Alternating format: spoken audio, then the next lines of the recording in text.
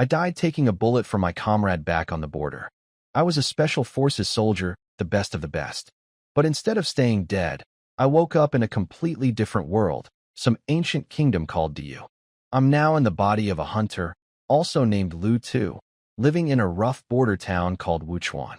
A few soldiers barged into my house, shaking me awake. They told me the emperor was giving away wives, women who'd committed crimes, sent here as a reward for us unmarried men on the frontier. I played nice, called them officers, even though they were just regular grunts. One of them tossed me a flatbread for the compliment. Wuchuan is a lawless place. Criminals, exiled convicts, frontier soldiers, all thrown together. The law means nothing here. Only strength matters. For most people, this would be a nightmare. For me, I felt right at home. They brought us to the market square where a platform was set up. Women of all ages stood on it, mostly tough, dark-skinned, strong-built types. They all looked worried about their future. But one girl caught my eye immediately. She was different from all the others. Fair skin, a pretty face, her hair tied in a simple high ponytail that swayed in the wind. She looked like one of those campus beauties from my old life. The local commander, Zhou Taishan, announced the rules. Every man picks a wife today, but there's a catch. If she doesn't bear a child within 1 year, both husband and wife get demoted to slave status. And slaves in Wuchuan are worse than animals. They do the hardest labor, and when the enemy army attacks, slaves get pushed to the front lines as cannon fodder. That changed everything. Every man rushed to pick the biggest, sturdiest woman they could find. Nobody cared about looks anymore. A strong body and wide hips meant she could likely bear children. Even the older women got chosen fast. The pretty girl with the ponytail? Nobody wanted her. She was too thin, too delicate. My neighbor Wu Lauer laughed at me and dared me to marry her. He even offered 100 copper coins as a wedding gift if I did. Others joined in, raising the bet, mocking me. The girl heard everything. I could see the shame burning on her face, but she held her head high and looked away, refusing to cry. I didn't know her story yet, but I could tell she had pride, real pride, the kind that doesn't break. Our eyes met for just a moment. I don't know what she saw in mine, but she looked surprised, like she wasn't expecting whatever it was. The platform was almost empty now. The commander spat on the ground and told me to hurry up and grab a sturdy woman. I made my choice. No, I said. I want her. On the way home, I could tell my new wife Yushi was confused about me. One moment I was standing up for her like some kind of hero, the next I was cursing like a street thug. She didn't realize yet that both sides are just who I am. I was in a great mood. Back in my old life, I never had any luck with women. I spent all my time in the military surrounded by rough guys. They once dragged me to a dance party, but I stepped on a girl's foot so hard it ended before it started. Now here I was with a wife, skipping straight past all that dating nonsense. I started humming a pop song from my previous life, something about a good man never letting his woman get hurt. When I looked down, Yushi was staring at me with tears in her eyes. I panicked and thought my singing was that bad, but she actually liked it. She asked if I wrote it myself. I just said I was humming whatever came to mind. She seemed to relax after that, and even leaned her head against my arm. But then I stopped at a shop and ordered 2 pounds of the strongest liquor they had. I saw the fear flash across her face. She'd heard stories about border men who drink and beat their wives. I felt bad, but I needed the alcohol for something important. I spent almost all the gift money at the market buying garlic, wild fruit, coarse salt, sugar, a clay pot, 20 pounds of millet, and a sharp knife. Fruits and vegetables cost more than meat out here in Wuchuan's winter, but I needed these things urgently. We got back to my place in Quishan village, south of the city walls. It wasn't much, a broken-down shack with a bed made of dried grass. I pulled out the only piece of cloth I owned and laid it down as a bedsheet for her. I noticed her staring at the flatbread on the table, swallowing hard but too well-mannered to just grab it. I told her to eat. She carefully broke off a small piece and put the rest back, quietly saying I should eat too since I'd worked hard carrying her. That caught me off guard. No woman had ever cared about me before. I grabbed the other half and swallowed it in 3 bites. Once she felt safe enough that I wasn't going to boss her around, she devoured her piece like she hadn't eaten in days, didn't even bother when her own hair got in her mouth. She told me her name was Song Yushi and asked what to call me. I told her she was my legal wife, so, husband. would work just fine. She smiled and called me Xianggong. Hearing that softened something inside me. I'd spent years as a cold-hearted soldier, but I'm still a man. For the first time in this new world, I had someone to care about. Girls in this era are really simple. Half a flatbread and they warm up to you. My buddies back in the old world used to complain about having to take girls shopping, to movies, buying gifts, learning lipstick shades. Sounded exhausting. Then I got to work. I crushed the garlic, boiled the liquor to extract high-proof alcohol, and pulled out the knife to sterilize it over the fire. Yushi asked what I was doing. Treating your leg wound, I said. She was shocked. You know medicine? You don't believe me? I believe you. Because you told all of Wuchuan that I'm your woman. She smiled proudly at the memory. I rolled up her pant leg and warned her straight. This was going to hurt badly, and I had no anesthetic. She could bite down on something or scream. She nodded nervously. I started cutting away the dead flesh with the sterilized knife. The second the blade touched her skin, she flinched. I was about to find her a stick to bite on, but she grabbed my arm and sank her teeth into it instead. Now we were both in pain. I worked fast, cut out the rotten tissue, squeezed out all the pus. This kind of thing was routine for me. Took less than a minute. Then I grabbed the concentrated liquor and gave her a look to brace herself. She nodded. I poured it over the wound. Even though she was ready, her whole body shook and she screamed. I held her tight so she wouldn't touch the wound. The neighbors heard the screaming and started cursing at us through the walls, thinking we were doing something else entirely. Called us shameless. We didn't hear a word of it.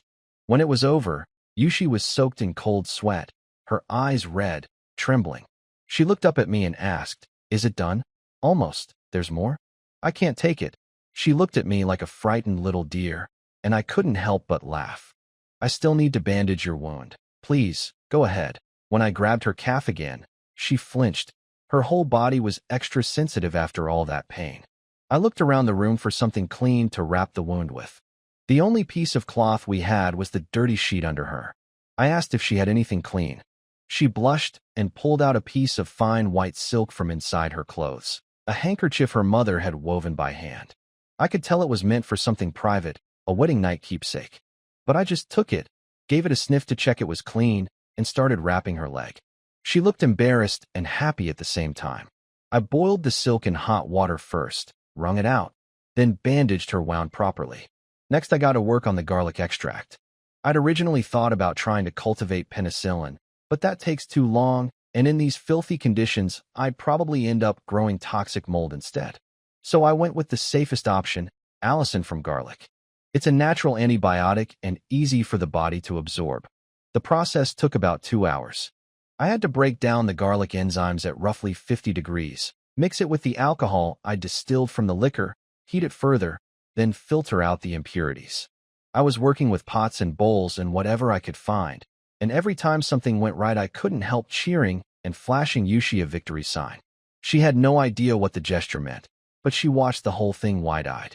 I applied some of the extract to her wound, then scooped up a spoonful and told her to drink it. She swallowed it without hesitation. "Aren't you afraid I just brewed poison?" I joked. She smiled. I've never seen anyone brew poison right in front of their victim. We both laughed, then suddenly went quiet. Our eyes locked. Two lonely people in a broken world, and something sparked between us. I leaned in slowly. She closed her eyes, her eyelashes trembling. I kissed her, just a light one. "Your leg will heal completely before long," I told her. She threw her arms around my waist, beaming. "Really? You're so good to me. I don't even know how to thank you." I held her close and stroked her back. "Thanking me is easy. Just make sure I don't get sent to the slave ranks after 1 year." She buried her face in my chest, blushing, and gave a soft as her answer. We stayed like that for a while, leaning against each other, listening to each other's heartbeat. I felt a kind of peace I'd never known before. And up close, I realized she wasn't as thin as she looked. Under those loose robes, she had real curves. But the moment didn't last. A gust of cold wind cut right through the house, and Yushi started shaking badly. Her infection made her weak, and the cold hit her hard. I looked around. We had nothing. No blankets, no bedding. Everything I owned was on my body. Even I could barely stand sleeping on that flea-infested straw bed, and I'm used to roughing it in the wild. For someone like Yushi, it was miserable. It was the dead of winter, and Wuchuan sits in the far north. The snow outside was piled thick. I finally understood why poor and cold always go together.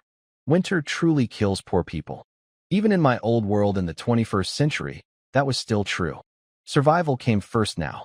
Luckily, the original owner of this body was a hunter and had left behind a well-maintained water buffalo horn bow hanging on the wall. I took off my worn cotton jacket and draped it over Yushi.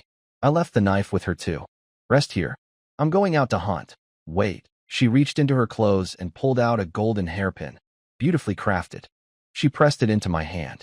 I came from Huaishua City yesterday. The mountains are buried in snow, and there could be wolves and tigers out there. Please, pawn this first. You can hunt when the weather improves. I wanted to refuse, but her eyes were so determined. I took the pin and held it tight. Yushi, I'm sorry. You just married me, and I'm already making you pawn your dowry. She brushed the dust off my clothes gently. You're my husband. I believe our life will only get better. This bit of money is nothing. Even my mother would have told me to do the same if she were still alive. Yushi, you're wonderful. Something swelled up in my chest, and I kissed her again. We held each other for a long time before I finally pulled away. Come home early. I'll wait for you to eat together, she said. I will. I stepped outside feeling like I owed her something. We didn't even have a proper wedding, and here she was giving up her last keepsake so I could feed us. How could I ever let a woman like that down? I tucked the hairpin in my coat, slung the bow and a bundle of arrows over my back, grabbed some rope, and headed toward Eagle Mountain to the south. Game was getting scarce up there. That's actually how the original Lu Tu starved to death. But I had to try. The 20 pounds of millet at home would last maybe 7 days at my appetite, and without any meat, I'd burn through it even faster. I hate sitting around watching supplies run out.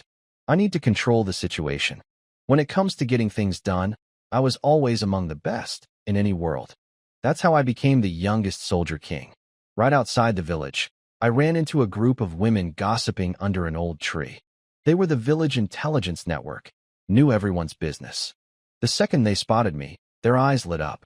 Lu Tu, we heard you married a pretty wife. Why don't you bring her out so we Annies can take a look? Pretty is an understatement. She's fair-skinned like a nobleman's daughter, skin so soft you could squeeze water out of it. Then Zhao Dama, old Five Zhao's mother, sharp-tongued as always, curled her lip. Too bad she's a cripple. When I heard Zhao Dama call my wife a cripple, something inside me snapped. I drew my bow and aimed the arrow right between her eyes. She screamed and fell on her backside, terrified. Everyone went dead silent.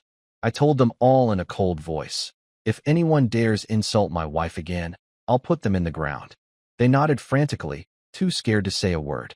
Only Annie-chan, my neighbor, stayed calm. She offered to look after Yushi while I was gone and told me to be careful in the mountains. I thanked her and headed out. It took me half an hour to reach Eagle Mountain. Near the base, footprints were everywhere in the snow. Other hunters had already picked the area clean. I had to go deeper. The snow got thicker with every step, sinking up to my shins. Good thing I was still wearing the deerskin boots my mother made 2 years ago, or my feet would have frozen solid. I cut 2 pieces of hard bark and strapped them to my boots with rope to spread my weight, makeshift snowshoes. I could even slide downhill on them. That sped things up a lot. While I was alone, I tested my accuracy with the horn bow. It was way heavier than any compound bow from my old life. Even with my strength, drawing it fully was tough. My first shot at 30 meters was off by about 2 centimeters. Not good enough. I kept shooting, retrieving the arrows, and shooting again. By the 30th arrow, I was hitting a tree trunk at 50 meters with less than 1 centimeter of error. That was acceptable. I went looking for water. Where there's water, there's game.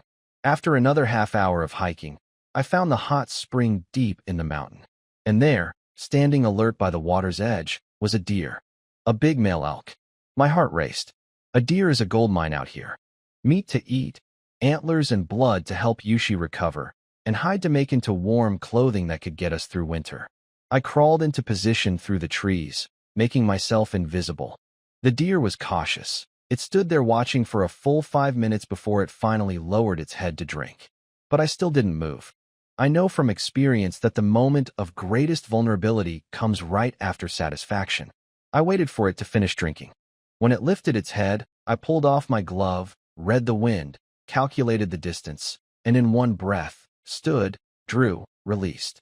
The arrow punched through the deer's skull at 35 meters. It ran another dozen meters on pure instinct before collapsing in the snow with a final cry. I ran over and cut its throat to end the suffering quickly. The elk weighed at least 200 pounds. Way more meat than we could eat. I could trade the rest in town. But as I reached for the arrow in its head, every instinct I'd honed under enemy fire screamed at me. I threw myself 5 centimeters to the left. An arrow meant for the back of my skull whizzed past and buried itself in the snow. I hit the ground and rolled in a zigzag pattern to the nearest tree. From the angle of the arrow, I quickly pinpointed the attacker's position. Whoever it was had been here longer than me, waiting patiently, probably planning to kill me and steal everything. But they'd made a mistake. When they tried to reposition through the trees, the deep snow slowed them down. I had my bark snowshoes. I was faster. I found my opening, drew, and put an arrow through their chest. They dropped. This time I didn't rush in. I'd learned my lesson. I watched them crawl on the ground, then put a few more arrows into them. I circled the entire area, checking for any other enemies hiding nearby. Only when I was sure it was clear did I approach the body. The man was lying face down. I drew my bow one more time and shot an arrow into where his heart would be. The corpse let out a desperate growl. He'd been playing dead. He died for real this time, probably unable to believe anyone could be that careful. I flipped him over. Blonde hair, blue eyes, hooked nose, wearing crude leather armor. A Wuan soldier, the barbarian enemy from across the border. That explained the ambush. I knew Wuan soldiers never crossed the border alone. If one was here, there had to be more nearby. And if this one didn't send back his safety signal, his companions might get suspicious and attack Quishan village. I stripped the dead man's armor, took his saber, arrows, and sheepskins, then hoisted the elk onto my back. Before leaving, I drained the deer's blood, partly to keep the meat from turning foul, partly to lighten the load. I filled my wine pouch with some of the blood, drank as much as I could straight from the deer's neck, and poured the rest over the Wuan soldier's body. The scent would draw wolves to destroy the evidence. The warm blood rushed through me and heated my frozen limbs instantly. I felt strong, alert, ready. I picked up my pace and headed home as fast as I could. The walk back took over an hour. When I finally saw the smoke rising from Quishan village chimneys, I let out a breath of relief. Villagers were coming back from gathering firewood. Coal was mined nearby in Huaishua, but the government controlled the prices so tightly that regular people couldn't afford it. Chopping wood was all we had to survive the cold. People spotted me carrying the elk and crowded around, running their hands over it. Lu too, you're better than your old man ever was. He never brought down anything this big. Tell us where you found it. We want to try our luck too. Then Zhao Lao Wu, old 5, slithered through the crowd and suggested I just share the meat with everyone, and they'd pay me back later. Others jumped on it right away. Come on, Lu too. You've got a pretty wife and a huge deer. And is that a sheepskin on you? Share a little. I looked at them coldly. I caught it. Why should I give it to you? Go hunt your own. And I'm warning you. I ran into a Wuan soldier up in the mountains. Everyone went quiet for a second. Fear flashed in their eyes. But then Zhao Laowu laughed it off. You? Survive a Wuan soldier? Those guys can cut through a 100-man formation with just 3 or 5 fighters. You wouldn't last a second. The others relaxed and piled on. Even trained veterans barely survive a lone Wuan scout. You expect us to believe you killed one. They called me a liar trying to hoard meat. Then a little girl about 10 years old came running up to me. Shun Huahua, Annie Chen's granddaughter. Big brother Lu too. You're finally back. I ruffled her hair. Huahua, were you out collecting firewood again? Good girl, she nodded. Grandma told me to wait here. If you weren't back by dark, she was going to send people into the mountain to look for you. That warmed my heart. I'd only asked Annie Chun to watch over Yushi, but she'd been worrying about me too. I ignored everyone else and smiled at Huahua. Let's go home. I'll roast some meat for you. Her eyes went wide. I can have meat too. I took the basket off her back. It was almost as tall as she was, and said of course she could. She started swallowing hard. The last time she'd had meat was 3 years ago when her father brought home some lamb after winning a battle. Her mother had been coughing for years and couldn't do hard labor. After drinking lamb soup that time, her coughing had eased for a while. I could see Huahua was already hoping deer meat might help her mother too. We hadn't gotten far when a voice called out, "Lu Tu, you gonna pay tax on that deer, or what?" It was Zhang Bo, the village's most notorious bully, squatting at the entrance with his crew. They shook down anyone who came through, checking bags for anything worth taking. I kept walking. Zhang Bo ran up and blocked my path. "Hey, we're talking to you.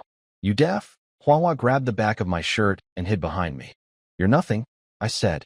"You don't have the right to tax me. Get out of my way." His buddy Wang Hao stepped up with a disgusting grin. "We heard you got a pretty wife. You got no parents to teach you what to do on the wedding night.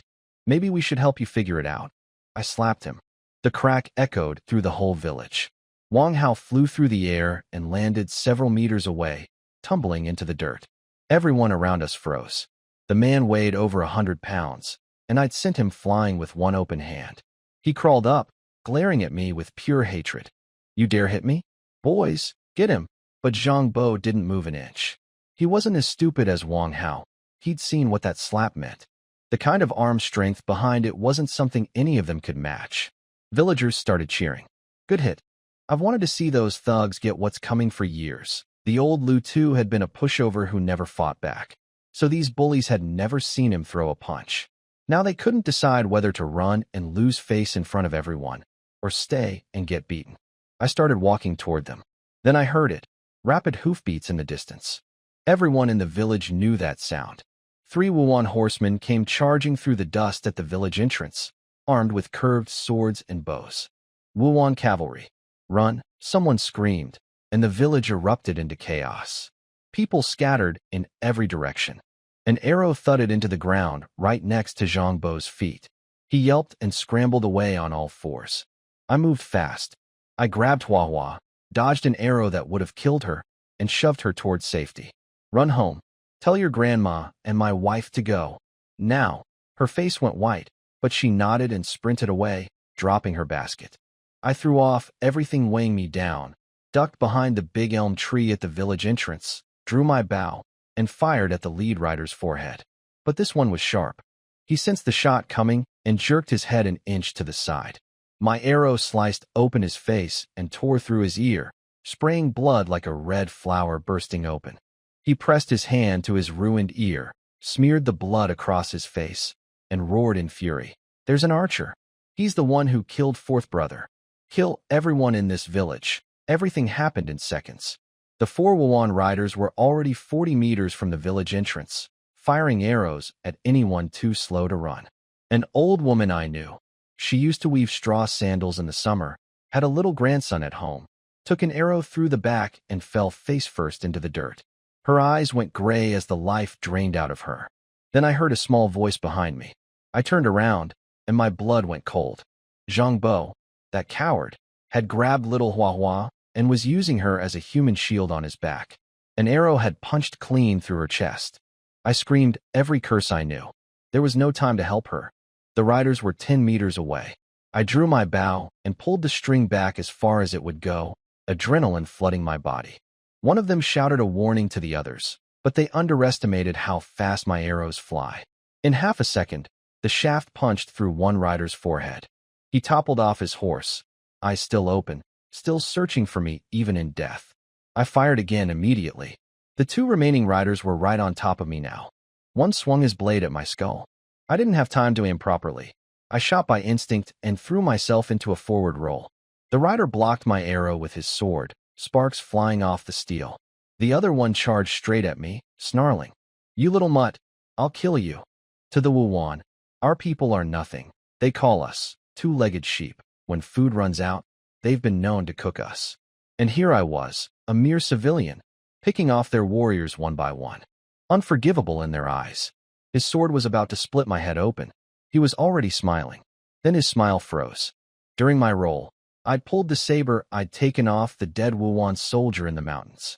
I swung upward and took his arm off, clean through, armor and all. Even missing a limb, the man threw a left hook at my throat. A true wolf of the steppe, fighting to the last breath. But he'd made a mistake picking a close-quarters fight with me. After the first cut, I never give a second chance. I flicked the blade up and slashed his throat. Blood sprayed across my face and chest. The whole thing took maybe 3 heartbeats. The man who'd been sneering at me moments ago fell off his horse. In his final seconds, he couldn't even lift his eyes high enough to see my face. The last rider had been so confident his comrade would handle me up close that he'd charged into the village with his back exposed, hacking down anyone he could find. I jumped onto the dead rider's horse and galloped after him.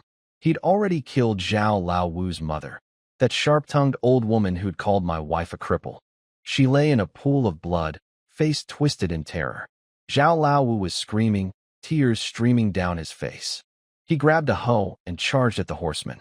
The Wuan soldier didn't even take him seriously.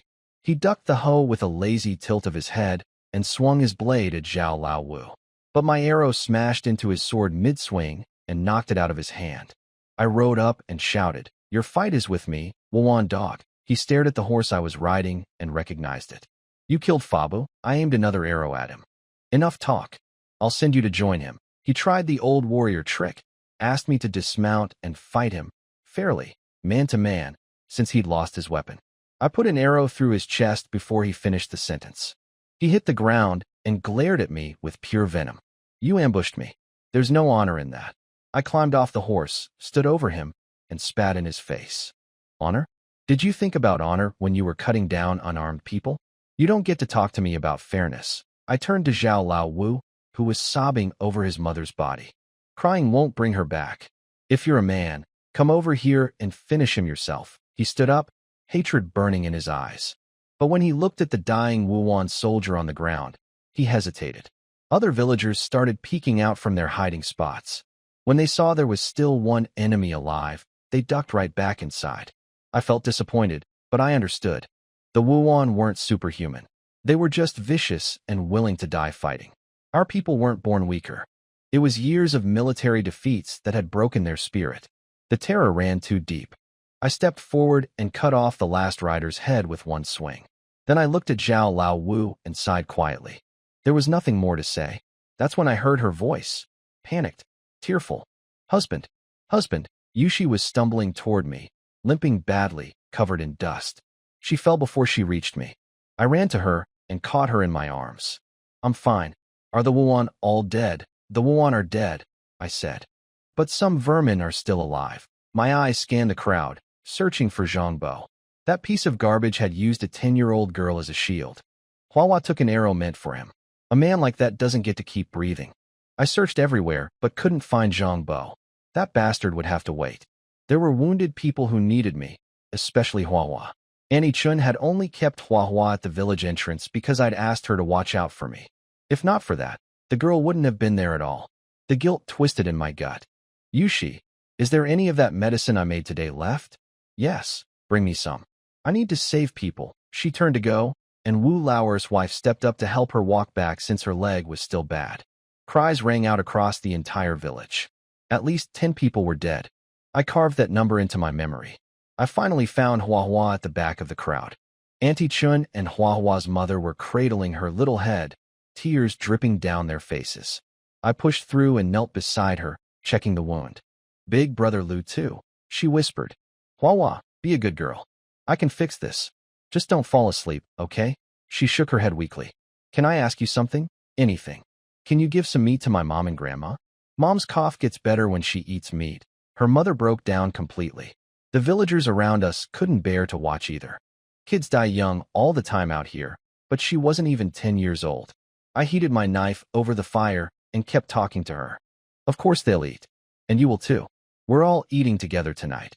A faint smile appeared on her pale face. "Thank you, big brother." I worked as fast as my hands could move. The arrow had gone clean through her chest, but by some miracle it missed her organs. The problem was blood loss. She was tiny and malnourished, and she'd lost too much. I told her mother to hold her up and keep her still. The woman had already given up hope. Even city doctors couldn't treat a wound like this. But when she saw I wasn't giving up, something lit back up in her eyes. She did exactly what I said. I cut the arrowhead off the front, then yanked the shaft out from behind in one pull. Huahua passed out from the pain instantly.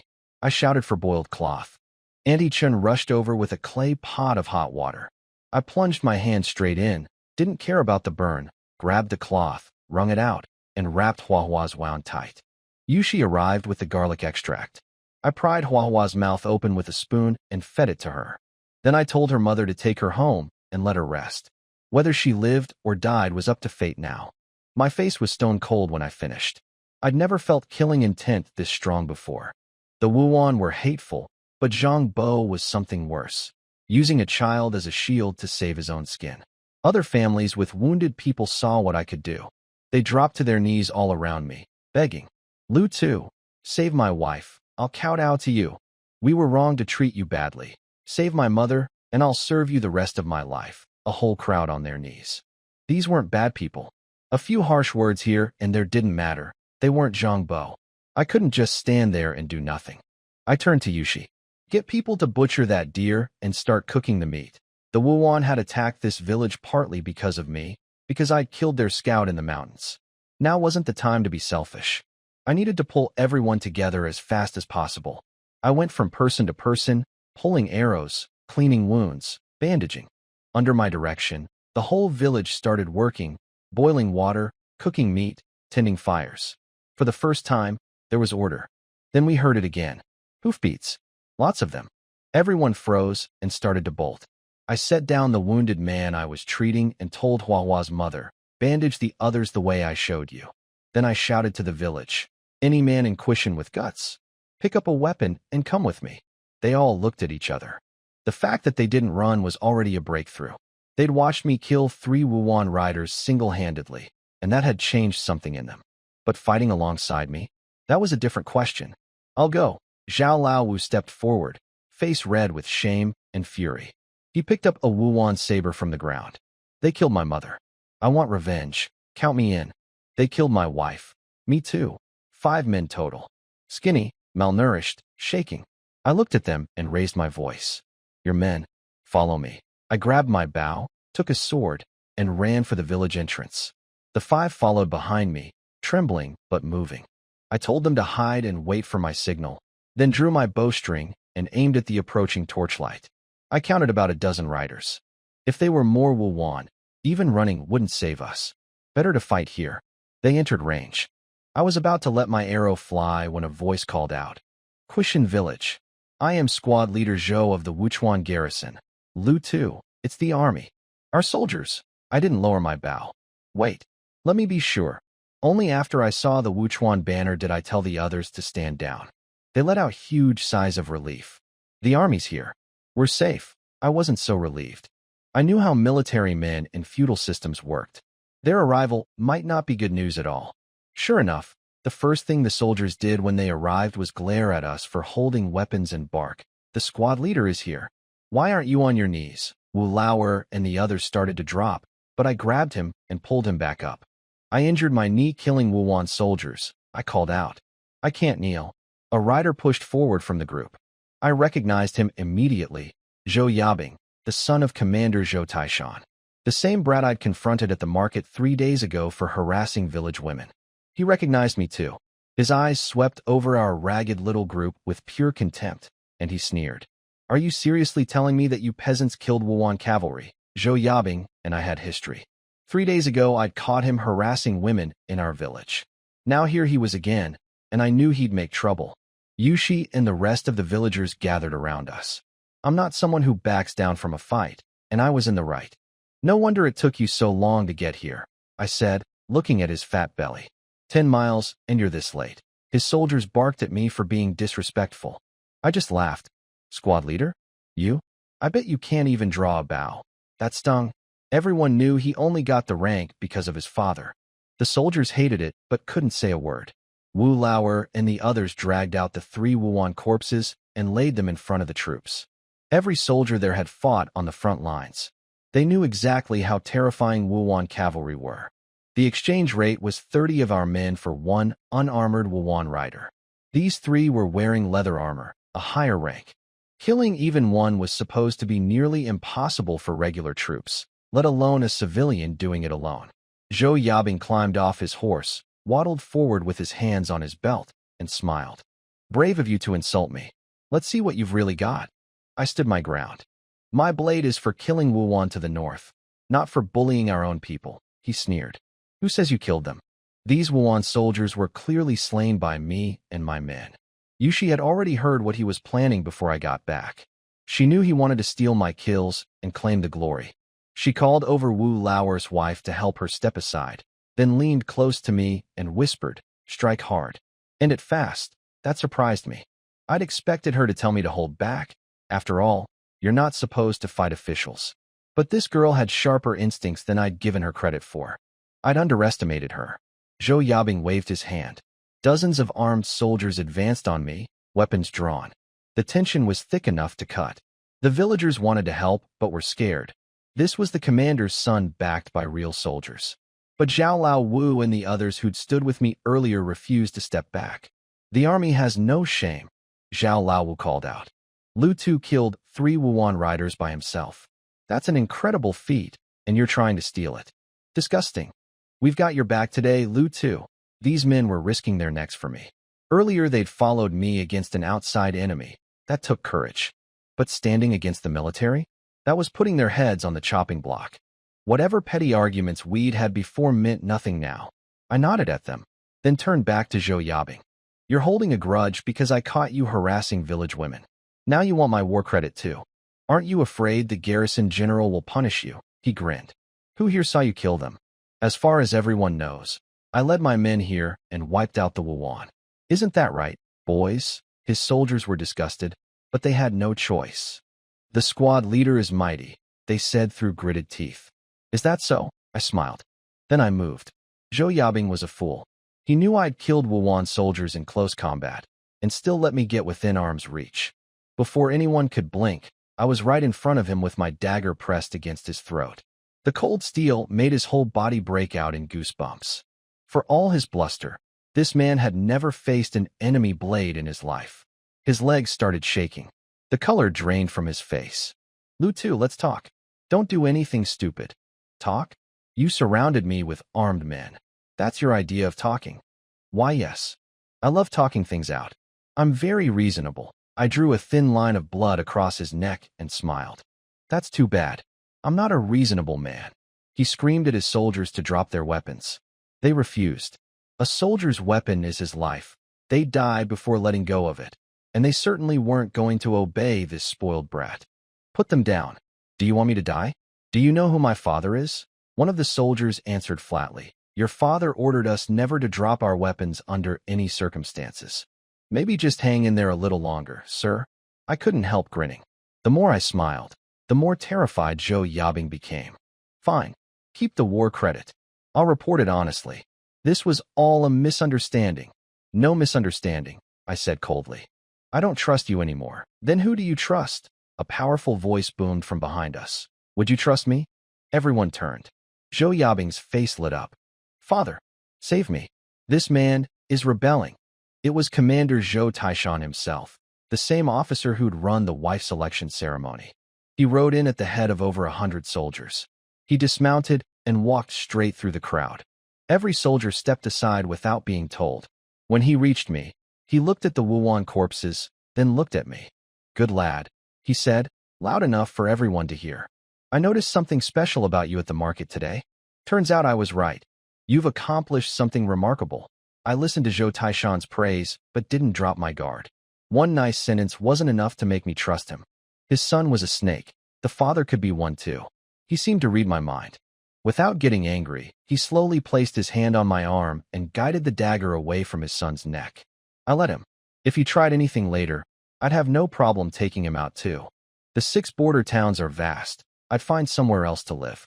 Behind me, Wu Lauer and the others were about to shout a warning, but Yushi stopped them. "Trust his judgment," she said quietly. "Don't make a scene." That one sentence stunned them. A woman with that kind of composure in this era was almost unheard of. My wife of less than 1 day was calmer under pressure than any of them. I could see the realization dawning on their faces. They were glad they'd never crossed her. Everyone held their breath. The old veterans in the ranks figured I was a dead man. In their experience, any civilian who held a blade to a soldier's throat got executed on the spot, family enslaved. No questions asked. Then Zhou Taishan did something nobody expected. He turned around and slapped his own son so hard that Zhou Yabing flew through the air and crashed into the dirt. The entire crowd went speechless. Zhou Taishan was known as a fair commander, but Zhou Yabing was his only son, born late in life. For a father to watch a commoner hold a knife to his boy's throat, and then punish the boy instead? Nobody could believe it. Zhou Yabing held his face, confused. Father, why? How did I raise such garbage? Zhou Taishan roared. The border is falling apart. The Wuan are crushing us. Our men are dying. And you dare steal credit and slander a real fighter. He started kicking and punching his son right there in front of everyone. The soldiers tried to intervene. Commander, that's enough. It's not enough. Today he steals glory. Tomorrow he'll betray his own father. I'll beat this ungrateful wretch to death. I almost laughed. The old man was putting on quite a show. I caught him sneaking glances at me between kicks. He wanted me to jump in and stop him. That was supposed to be my cue to play the gracious hero. But I decided to let him sweat. I stood there with a blank face and watched. Zhou Taishan kept going, but I could tell he was pulling his punches, aiming for the backside, nothing that would cause real damage. Still, his pampered son couldn't take much, and after a while the screaming got quieter. Finally, after he'd been at it for a good long while and was clearly running out of steam, I stepped in and grabbed his arm. Commander Zhou, please stop. Don't hit your son anymore. He let out a secret sigh of relief, but kept the angry face. No, a father must discipline his child. I leaned in close and whispered so only he could hear. Commander, if you keep acting, I'm going to stop holding you. Back. He immediately broke into a violent coughing fit, face red, gasping for air. I grabbed his arm and helped him sit down on a stone block nearby. He drank some well water and finally caught his breath. What a disgrace to my family, he sighed dramatically. I played along. Your son is still young. He can be shaped into something better. You should give young people chances. He understood my meaning perfectly. I was telling him I'd let this go, but his son had better not cross me again. He gave me an approving look. You're not just a skilled fighter, he said. You've got a generous heart too. That's rare. Tell me, would you like to join the army? I cupped my fists and bowed. What man wouldn't want to take up arms and defend his country? I'm willing to serve. Please give me the chance. Commander, Zhou Taishan stood tall, hands behind his back. Well said. Lu Tu, by order of the Wuchuan garrison, for single-handedly killing 3 armored Wuan cavalry, you are awarded 30 taels of silver and promoted to the rank of squad leader. You will receive 2 strings of coins per month. You may personally select 10 men as your soldiers, each paid 1 string per month. You are responsible for the defense of Quishan village and neighboring Songshan village. Come spring, you fight on the front lines. The military here runs on the garrison system. The ranks from top to bottom go: garrison general, commandant, commander, captain, squad leader, corporal, and private. Even the lowest rank, private, gets a monthly wage, which is how they get people to enlist. Promotion requirements are strict and based on enemy kills. Of course, rules are rules, and people are people. That's how someone like Zhou Yabing ended up as a corporal with 0 combat experience. But for me, the army was the fastest path to power in this world. This was my specialty. Squad leader was the lowest officer rank, just 10 men under me, but it was a start. From here, the road ahead was wide open. Thank you, Commander. I'll kill as many enemies as I can and live up to your trust. Easy words to say. He'd given me face in front of everyone, so I gave him face right back. That's how these things work. Good work. Keep it up, he said.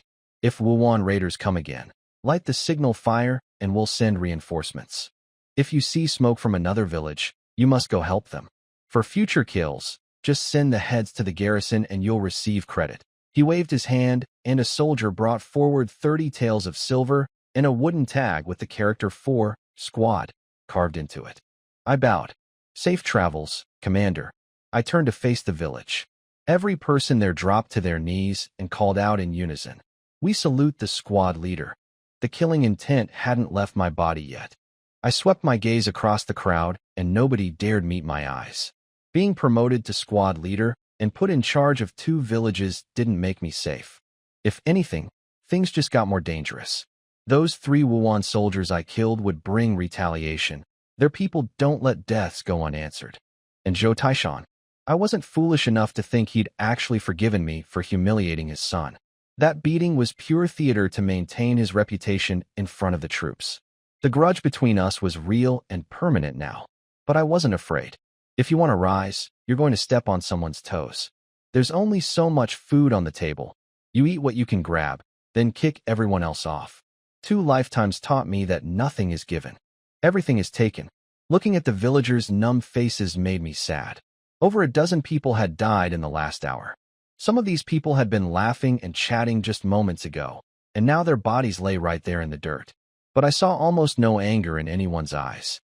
Years of Wuhan raids and corrupt officials had broken these people's spines completely. I wasn't a saint. I couldn't fix that, and I wasn't going to try. Not yet. First, I needed to keep myself and my family alive. I addressed the crowd. Commander Zhou made me squad leader over Qishan and Songshan villages. Starting today, everyone follows my orders. The garrison system here means civilians are farmers in peacetime and soldiers in wartime. It's been this way for generations. Nobody objected. Has anyone seen Zhangbo? Silence. People looked at each other and shook their heads. Then a young woman in the back raised her hand. Zhangbo's new wife, from the same group as Yushi. He's hanging in the well behind our house. I lowered him in there myself. I waved to Wu Lauer and Zhao Lao Wu. Their real names were Wu Peng and Zhao Liang. Bring him to me. These two hadn't done much in the fight, but they'd stood by me and earned their soldiers' pay, 1 string of coins a month, enough to buy some grain. After seeing what I could do, they'd completely forgotten the old Lu Tuesday. Now there was only respect. They took off running. They dragged Zhangbo back, and he was still mouthing off. Are the Wuhan gone? Where are you taking me? When he saw me standing there holding a long saber, confusion crossed his face. Lu Tuesday, you had me brought here. Neil, Zhao Liang didn't even ask why. I'd avenged his mother. My word was law to him. He kicked Zhangbo behind the knee and shoved him down. The squad leader told you to kneel. Squad leader? Lu Tu is a squad leader now. Zhangbo's eyes darted around in panic. Sir, what did I do? Is this about the deer meat? You already punished Wang Hao. I looked down at him. When the Wuhan attacked, running away would have been one thing. But you grabbed little Hua Hua and used her as a human shield. A child. You piece of garbage. He relaxed slightly, like this was something he could talk his way out of. I was carrying her to safety. How was I supposed to know the arrow would hit her? If she got shot, that's just her bad luck. The kid was born unlucky. Anichin pushed through the crowd and grabbed his collar, wailing.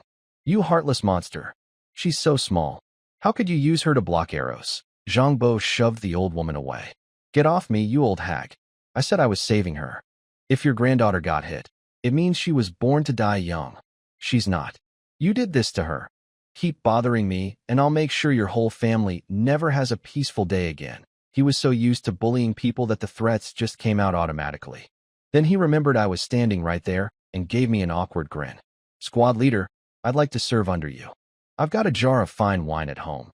Stolen from the city, top quality stuff. Come try it. The villagers were furious now. Shameless. Using a little girl as a shield. How come scum like you survived while my husband died? Heaven has no eyes. None of it bothered Zhangbo. He'd been a thug his whole life. Insults bounced off him. He kept smiling at me. That wine is aged daughter's red, squad leader. Just one sniff and you'll... I walked up to him with a smile. You know what? I really would like to try it. I'm your man from now on. Whatever you say? Let me go get that wine right now. He scrambled to his feet and shoved Zhao Liang aside. Let go of me. I'm getting wine for the squad leader. We're all brothers here. The villagers stared at me in disbelief. They thought I was actually going to let him off, take his bribe, and look the other way. Some of them spat on the ground in disgust. They figured the old, honest Lu Tu was gone, replaced by just another corrupt petty official. Even Zhao Liang looked uncomfortable. If I let Zhangbo go, that vengeful rat would make life hell for everyone who'd stood against him. Then my blade flashed. Zhangbo's head left his shoulders and sailed through the air. For one brief instant, his eyes saw the world from a height he'd never known. The vast sky, the snowy ground rushing up. Then it hit the dirt and rolled to a stop. His body toppled forward. Nobody moved. Nobody breathed. I raised my voice so every person in the village could hear me. From this day forward, anyone who betrays or harms their own people will end up exactly like him. The show of force worked. Everyone was afraid of me now, and that was exactly what I needed. I told the villagers to take their wounded home and come to my house tomorrow for medicine. Then I ordered everyone to line up for meat. The moment they heard meat, even the people who'd just lost family members lit up with hope. They ran home to grab their pots and bowls. I put Wu Peng and Zhao Liang in charge of keeping order. That's just how life works out here. Death can come any day from war or famine or bad luck. Learning to face it and keep going is something everyone has to master. When I finally got home, I was exhausted, but the smell of meat soup hit me as soon as I walked through the door. Yushi had already cooked a pot of deer stew. She'd heated water too, and she wiped the blood off my face with a cloth. Sit down and eat. I was starving. If I hadn't been trained to endure hunger in my past life, I would have collapsed hours ago. There was about 5 pounds of deer meat in the pot. We sprinkled coarse salt on it and ate with our knives, tearing into it like animals. A woman's voice came from outside. "May I come in, sir?" A thin, poorly dressed woman walked in carrying a wine jar. She set it down and dropped to her knees. "Thank you for killing Zhang Bo." Her name was Yi Xinger, the wife assigned to Zhang Bo at today's ceremony. She said now that he was dead, she had nothing. He'd never farmed, had already sold his land. She couldn't survive alone. She begged me to take her as a concubine. I glanced at Yushi. She was staring at me with laser focus. I cleared my throat. I understand times are hard, but I'm not taking a concubine. You can come work at my house and look after my wife. You'll eat with us. But there's no pay. A flash of disappointment crossed Shinger's face, but she nodded quickly. Thank you. I don't need money. Just food is enough. Yushi helped her up gently. Sister Shinger, I can tell you came from a good family. I'm sorry you'll have to take care of me. Shinger shook her head. All that is behind me now. I just hope someday I can go home and visit my parents' graves. Both women had tears in their eyes. 2 girls from good families, both dragged to the edge of the world by fate. After Shinger left, Yushi kept glancing at me. I caught her staring. Is there something on my face? Why didn't you take her as a concubine? I shrugged. You were sent here as a criminal's punishment. You've suffered enough. I want you to have a stable life. She didn't respond. When I looked up, tears were streaming down her cheeks. You're so good to me. You're my wife. The only person in this world I trust. Who else would I be good to? Are you full? Yeah. Rest up? I need to go handle a few things outside. She grabbed my hand shyly, her cheeks turning pink. Come back soon. I'll wait for you. To rest together. The dim oil lamp cast a golden glow on her face, and she looked more beautiful than I'd ever seen her. I wanted nothing more than to stay. But the threat of a Wuhan night raid hung over me like a thorn I couldn't pull out. I touched her face and smiled. Heat some water for me. I want to wash off all this blood when I get back. Outside, I did the math on the 30 taels of silver Zhou Taishan had given me. That was 30 strings of copper, 1,000 coins each. At 10 coins per pound of millet, I could buy 3,000 pounds. But I couldn't spend carelessly. I had to feed my soldiers until next month's pay arrived, and these men had empty stomachs. Each one could easily eat 2 or 3 pounds of grain a day. I also needed to buy weapons. Every man needed a blade, plus arrows. Without proper equipment, I couldn't hold anyone's loyalty. At the meat distribution site, most villagers had already taken their share and gone home. Only Wu Peng, Zhao Liang, and a few others were waiting. I told them to split the leftover meat among themselves and take it home. They were thrilled. Then a skinny young man named Lu Yang stepped forward. Squad leader, I think the Wuhan might attack tonight. I'd like to stand guard after dinner. That impressed me. He was an unremarkable-looking kid, but he had guts and good instincts. I knew him. He and his younger brother Lu, who were hard-working and always helped neighbors with chores, never asking for anything except a meal. In a lawless place like Wuchuan, that kind of character was rare. The others suddenly found the ground very interesting when they heard guard duty. Can't blame them entirely. It was freezing cold, and most had just gotten married today. Zhao Liang's mother had just been killed, but apparently that wasn't going to stop him from his wedding night. That's just how things work around here. I noted everyone's reaction and said nothing. My rule is simple. More work, more reward. Didn't you get a wife today? I asked Lu Yang. He shook his head.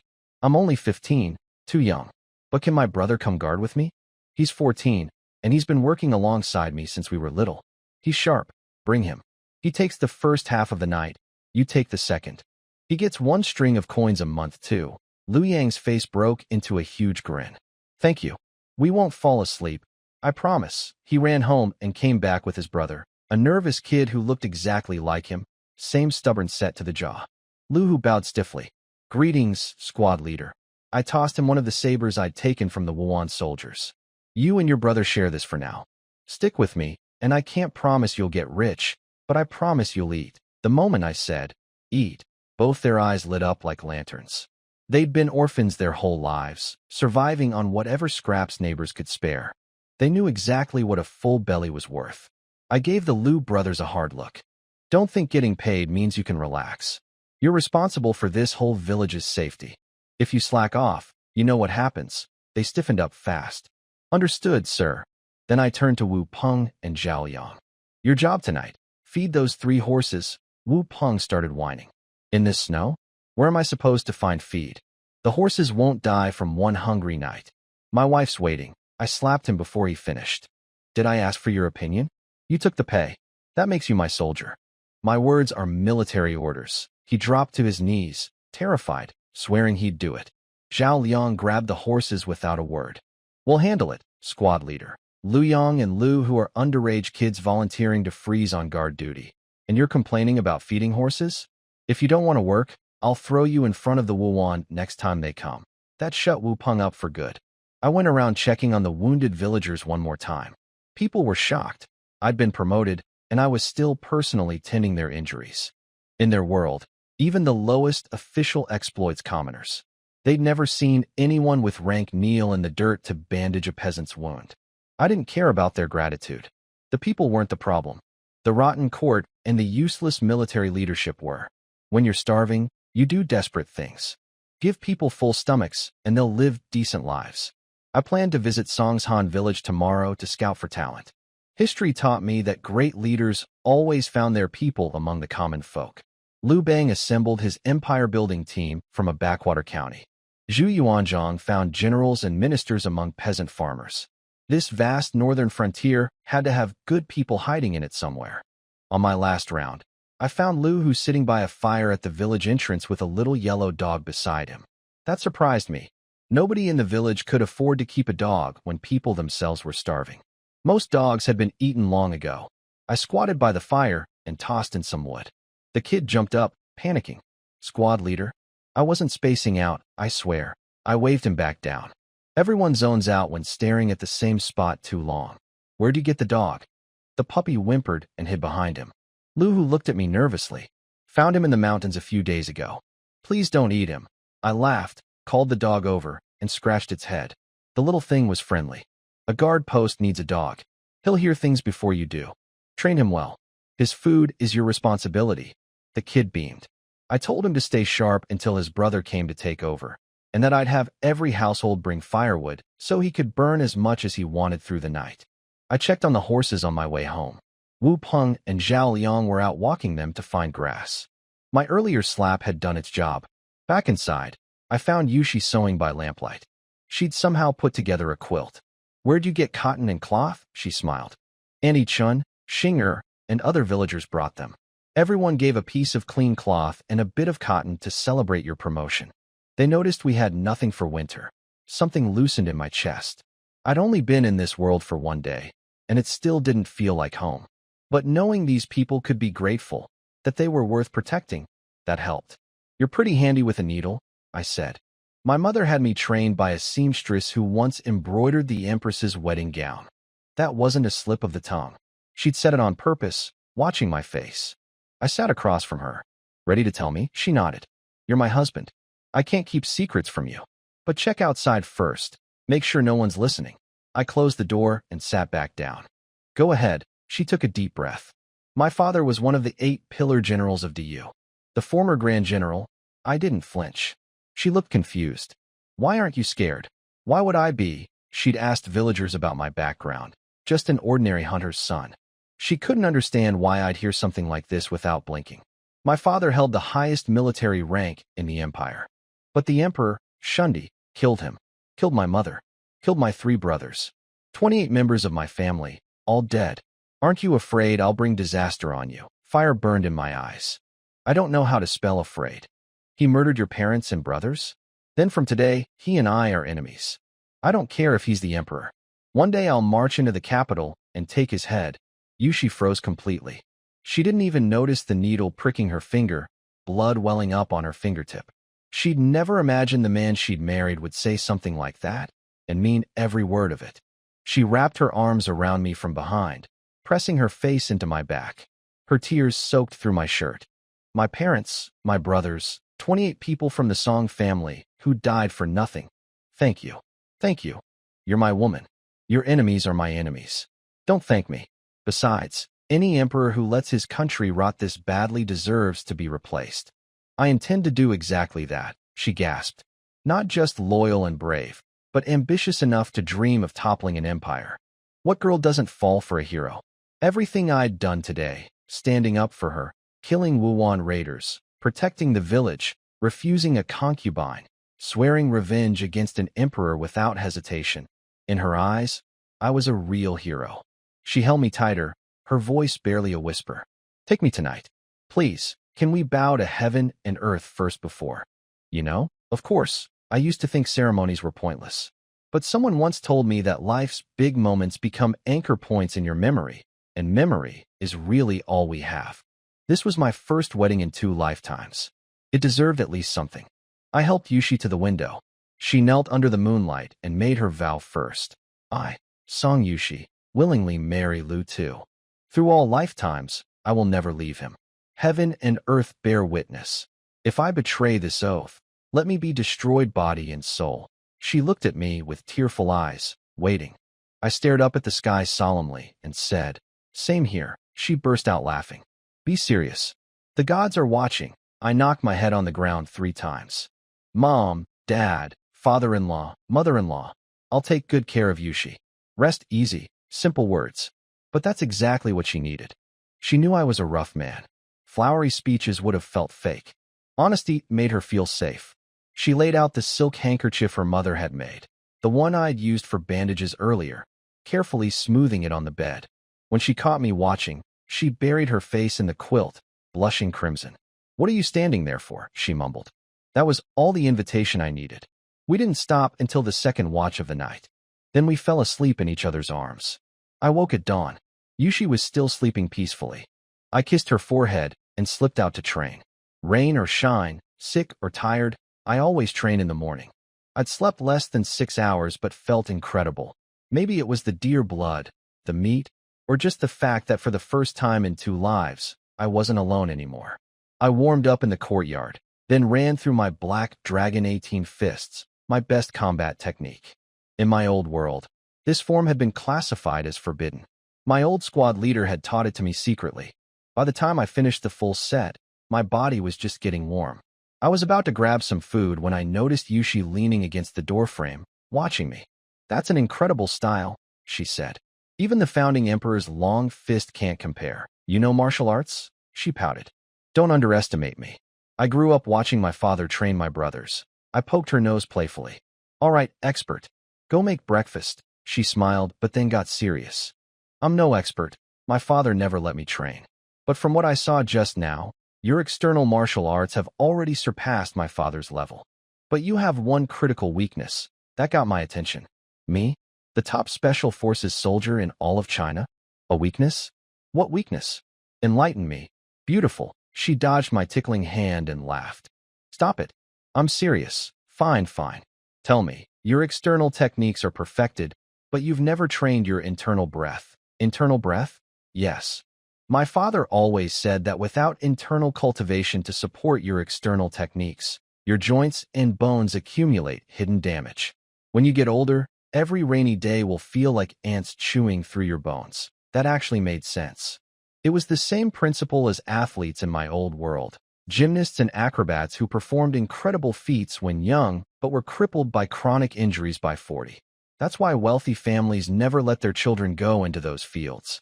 She grabbed my arm and pulled me inside. But our Song family has a special internal breathing method. If you practice it half an hour every day, you'll be fine. She showed me a strange standing posture, a type of foundation stance I'd never seen before. It looked odd, almost uncomfortable, but I trusted her. In this chaotic world, we only had each other. She had no reason to deceive me. She explained the breathing patterns, how long to hold each position, then went off to cook. I started practicing. Even with all my abilities, my malnourished body couldn't hold the stance for the full half hour. But just standing for 15 minutes had sweat pouring off the top of my head. My Black Dragon 18 fists had barely warmed me up. This simple-looking stance made every muscle in my body scream. The old general's family technique was the real deal. Yushi had finished cooking long ago, but didn't interrupt me. She just watched with admiration in her eyes, and when I finally noticed, there were tears on her cheeks. She was remembering her older brothers, how they'd struggled and complained when their father forced them to practice this same stance as children. Brothers who were now dead. When I finally completed the full half hour and released the posture, my entire body was trembling. For something that looked so simple, it was more effective than any scientific training method I'd used in my previous life. If I hadn't married Yushi yesterday, this internal breathing technique would have disappeared from the world forever. No wonder traditional martial arts declined in my old life. The real secrets died with the families that kept them. I shared my experience with Yushi, and she was stunned. Her father had personally trained her 3 brothers, and it took them days of practice to reach the level of physical response I'd achieved in one session. She started wondering if I might actually be a martial arts genius. And between that and how I'd handled everything yesterday, maybe I really could avenge her family someday. Yi Xing'er arrived, scolding us for cooking without her. Yushi waved her over to eat breakfast together, then mentioned she had plans for the day. What plans? I asked. Making more of that medicine you brewed yesterday. People will keep getting hurt, and we can sell the extra for silver. You know how to make it? She then recited every single step of my Allison extraction process. Temperatures, timing, everything. She'd even measured the duration of each stage by counting her own pulse beats while watching me work. I was blown away. I never intended to teach her. She'd learned the entire procedure just by observing once, and her precision was frightening. You're incredible. I love you. I planted a big kiss on her cheek. Xing'er turned bright red. She was still technically untouched. Zhangbo had been killed before their wedding night, so watching us flirt was almost too much for her. I heated some water and had Yushi feel the temperature with her fingers. Remember this, around 50 degrees. The extraction only works at this temperature. She nodded thoughtfully. Can you explain why when you get back? I groaned internally.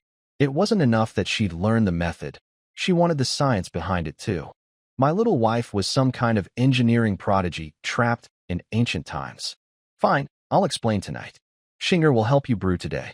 Villagers will be coming for medicine soon. Yushi straightened my clothes and said softly, be careful out there. I'll be waiting. I wolfed down some millet porridge and headed out.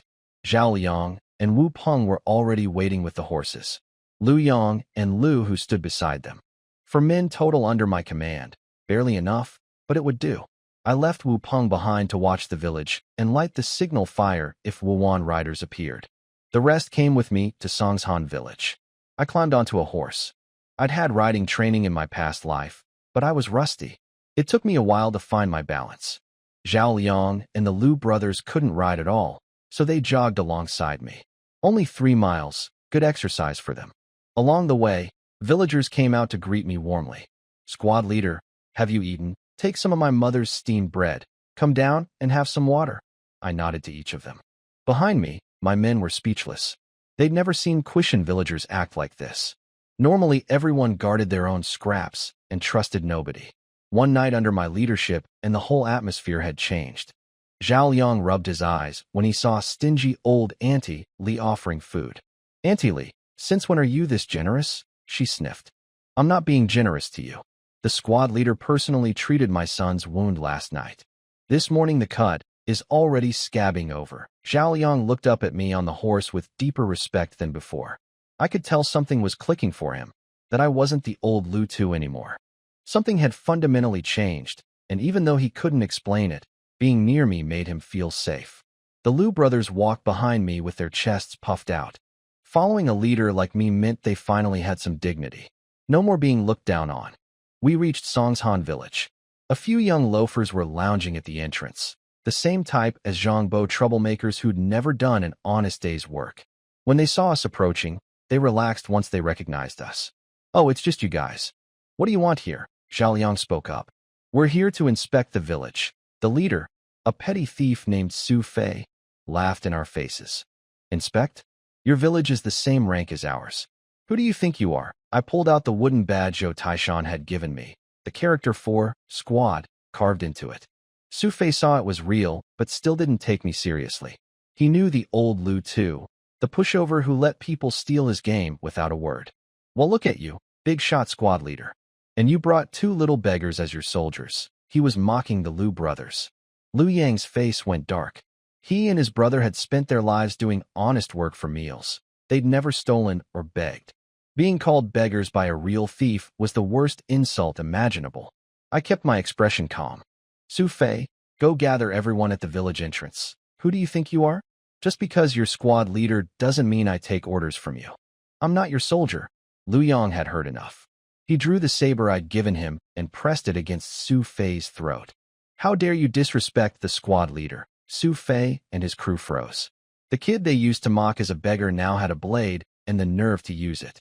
Su Fei slapped himself across the face and forced a smile. Sorry, sirs. I misspoke. Liu Yang raised his voice for everyone to hear. Disrespect the squad leader again, and I'll take your head. A cold voice came from behind us. Such big talk.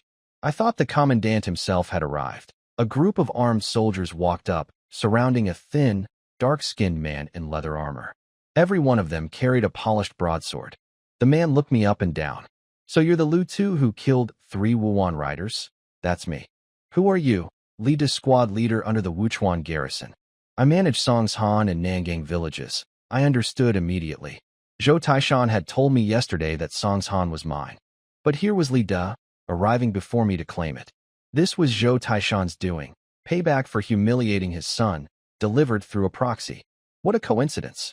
Commander Zhou assigned Quishan and Songshan to me yesterday. Go back where you came from. Li De pulled out a grubby piece of paper with some scribbles on it. See this?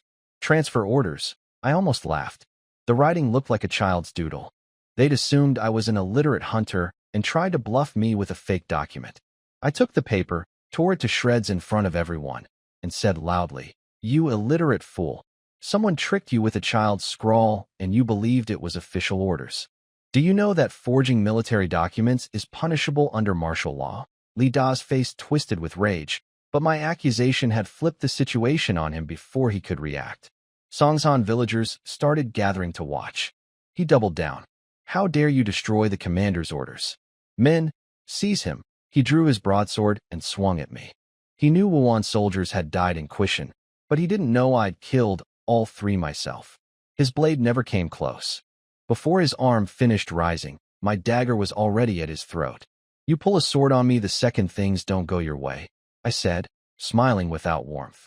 But when the Wuhan attacked yesterday and the signal fires went up, where were you? Why didn't you bring reinforcements? I was in Nangang. Couldn't get away.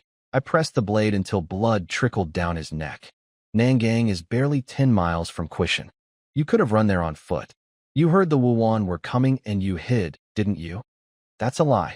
I've served 4 years and never lost to the Wuhan.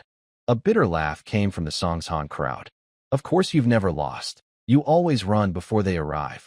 A ragged teenage boy stepped out from the villagers. Skinny, dressed in tatters, but with eyes hard as iron. My name is Nie Yun, and I don't lie. A year ago, my father served under you. When the Wuhan came, you ran and left him behind to fight alone. He killed 1 Wuhan soldier by himself, and you stole the credit. That's the only reason you're a squad leader. Li Da's eyes flickered with panic, but he kept bluffing. Your father Nie Feng was the coward who ran. Nie Yun dropped to one knee in front of me. Since Li Da became squad leader, he's been terrorizing our villages. He uses thugs like Su Fei to do his dirty work. He takes any woman he wants. If he likes someone's wife, he shows up at their home. When the Wuhan attack, he posts men at the village exit to stop us from fleeing while he escapes on horseback. Please, squad leader, give us justice. The rest of Songshan village dropped to their knees behind him, heads hitting the ground. Everything Nie Yun says is true. Please help us. Li Da screamed at them. Rebels. You're all rebels. I'll report this and have every one of you executed. My voice cut through like ice. Sounds like they're telling the truth. He turned to me, terrified now. Don't do anything crazy. I was appointed by Commander Zhou himself. Kill me and you'll face military court. The villagers kept kowtowing. Please, give us justice. I spoke slowly, making sure every word landed. The country gave you a soldier's rank to protect the people, not to prey on them. Today I'll do heaven's work and put down this animal. One flash of the blade. A red line opened across Li Da's throat. He stumbled backward, clutching his neck, and collapsed into the crowd of villagers. Someone shouted first, "You killed my wife, you bastard." A man threw himself on Li Da and sank his teeth into exposed flesh. Then another. Then another. Years of abuse, humiliation, stolen wives, murdered families. It all came pouring out at once. The villagers tore into him like starving wolves. Lita couldn't even scream. He died piece by piece, buried under the people he'd spent years tormenting. Through all of it, Nyeyin stayed on one knee, tears streaming from bloodshot eyes, but he never moved. He never looked at Li Da's body. I walked over and put my hand on his head. "Go on. Let it out." He shook his head stubbornly and bowed to me 3 times, forehead touching the dirt. "My father died because of Li Da, but my real enemy is the Wuwan. They're the ones who killed him. I'm begging you, squad leader, let me join your soldiers. Let me avenge my father." His eyes were clear. His will was unbreakable. Something about this kid moved me deeply. "Good," I said, loud enough for everyone to hear. "A son who honors his father and serves his country, that's a real man. You're with me now. We'll kill Wuwan together." Li Da's soldiers were the most awkward ones left standing. Their boss was dead, and they didn't know what to do. They should have tried to avenge him, but they knew what kind of man Li Da was better than anyone. He'd abused them too, and their wives were probably still lying in Li Da's house right now. When I looked their way, they dropped their swords and fell to their knees, begging. "We didn't see anything. Please let us go." I smiled coldly. "You followed Li Da and helped him terrorize these people. You think you're innocent? He forced us? If you took his favors, you're not innocent. Take them." Lu Yang swung first, one clean cut that severed a man's hand tendons. Lu Hu and Zhao Liang slashed at their legs, dropping them. The Songshan villagers swarmed in and finished what we started. I wasn't worried about Zhou Taishan blaming me. As far as anyone knew, I'd only acted in self-defense after Li Da drew his weapon first. The villagers killed them in a frenzy. You can't punish an entire village. Lu Yang dragged Su Fei over and kicked him to his knees. "What do we do with this one?" The crowd roared. "Kill him! Kill him!" I gave Lu Yang a look. His blade came down, and Su Fei's head rolled. Those Lu brothers were growing on me. Ambitious, sharp, decisive. No parents to answer to, and completely loyal. Good material. I addressed the crowd. "Starting today, I'm recruiting 50 workers to build defenses at Oxmang Mountain Pass. Adult men get 1 pound of millet per day. Women and anyone over 13 get 8 ounces. People nearly wept with joy. 1 pound of millet was worth 10 copper coins, double what they'd earned doing heavy labor in the city. Volunteers surged forward. I raised my voice over the noise. "Let me be clear. If I catch a single person slacking, nobody gets paid, and next time the Wuwan come, I won't protect you. This grain comes out of my own pocket. It's for the safety of both our villages. We understand. Thank you, squad leader. We'll work hard." I left Lu Yang and Lu Hu in charge and had the workers bring their own tools to Oxmang Pass. Dig trenches, plant sharpened stakes, cover them with grass. The brothers memorized every instruction. Within the hour, 50 people were marching north. I took Zhao Liang and headed back to Quishan, then gathered 20-odd strong men with carts and rode for Wuchuan City to buy grain. The trenches were crucial. Wuwan cavalry rely on speed and mobility. The old Great Wall the founding emperor built along the border had crumbled after 100 years of neglect. Even stray dogs could walk over it. Last time I'd killed those 3 riders only because they were overconfident and didn't try to flee. On open ground, I couldn't chase down mounted enemies. Fortifications were the only reliable defense. Paying villagers to build them served 3 purposes at once. It fed people, it strengthened my authority, and it started breaking the myth that the Wuwan were invincible. If I got lucky and killed a few more raiders, the bounties would pay for everything and then some. My only problem was not having enough money, men, or weapons. In the city, buying 3,000 pounds of grain in one go turned heads. People stared. I was new and spending big. That kind of thing attracts predators. But I wanted them to come. I was short on weapons and itching for trouble. I had the villagers push the carts openly, making no effort to hide what we were carrying. Sure enough, halfway home, about a dozen masked men with swords blocked the road. Their leader opened his mouth with the classic bandit greeting. This mountain belongs to. I couldn't help laughing. These idiots actually showed up. Skip the speech, I called out. However many you brought, call them all out at once. The bandits stared at us, confused. They looked at my villagers expecting to see fear, but instead found something strange. Every single one of them was grinning. Not nervously. They were looking at the bandits the way you'd look at dead men. My guys sat down on their carts to rest, settling in like an audience at a show. Their squad leader had killed 3 elite Wuhan cavalry single-handedly. A handful of highway robbers. Entertainment. The bandit leader spat on the ground. You cocky little. Drop the grain and run, and maybe we'll let you live. His men tried to look threatening, baring their teeth and waving their swords. Then they noticed my villagers were still smiling. Everyone was smiling, including me. A wave of unease washed over them. I checked the surroundings. No hidden ambush. Then dismounted, drew my broadsword, and walked toward them. Hand over everything valuable. Drop your weapons. Do that, and I might let you live. The bandits rubbed their eyes in disbelief. Every single one of them said the same thing at the exact same time. What? I walked right up to the bandits. Are you all deaf? Which one of you is the leader? The big one stepped forward. Boys, we got a fool today. Get him. He swung his blade at me. I blocked it easily and thrust my sword at his chest. He'd never seen anyone move this fast. Instead of dodging, he went for a desperate trade, took my blade in the chest to get one last swing at my head. I'll give him credit for guts. But guts don't beat 15 years of daily training. I twisted aside, and my sword sank into his heart. His eyes bulged, bloodshot, and he crumpled. The rest of them panicked. Their leader had died in a few heartbeats. They threw down their weapons and screamed surrender, then tried to run.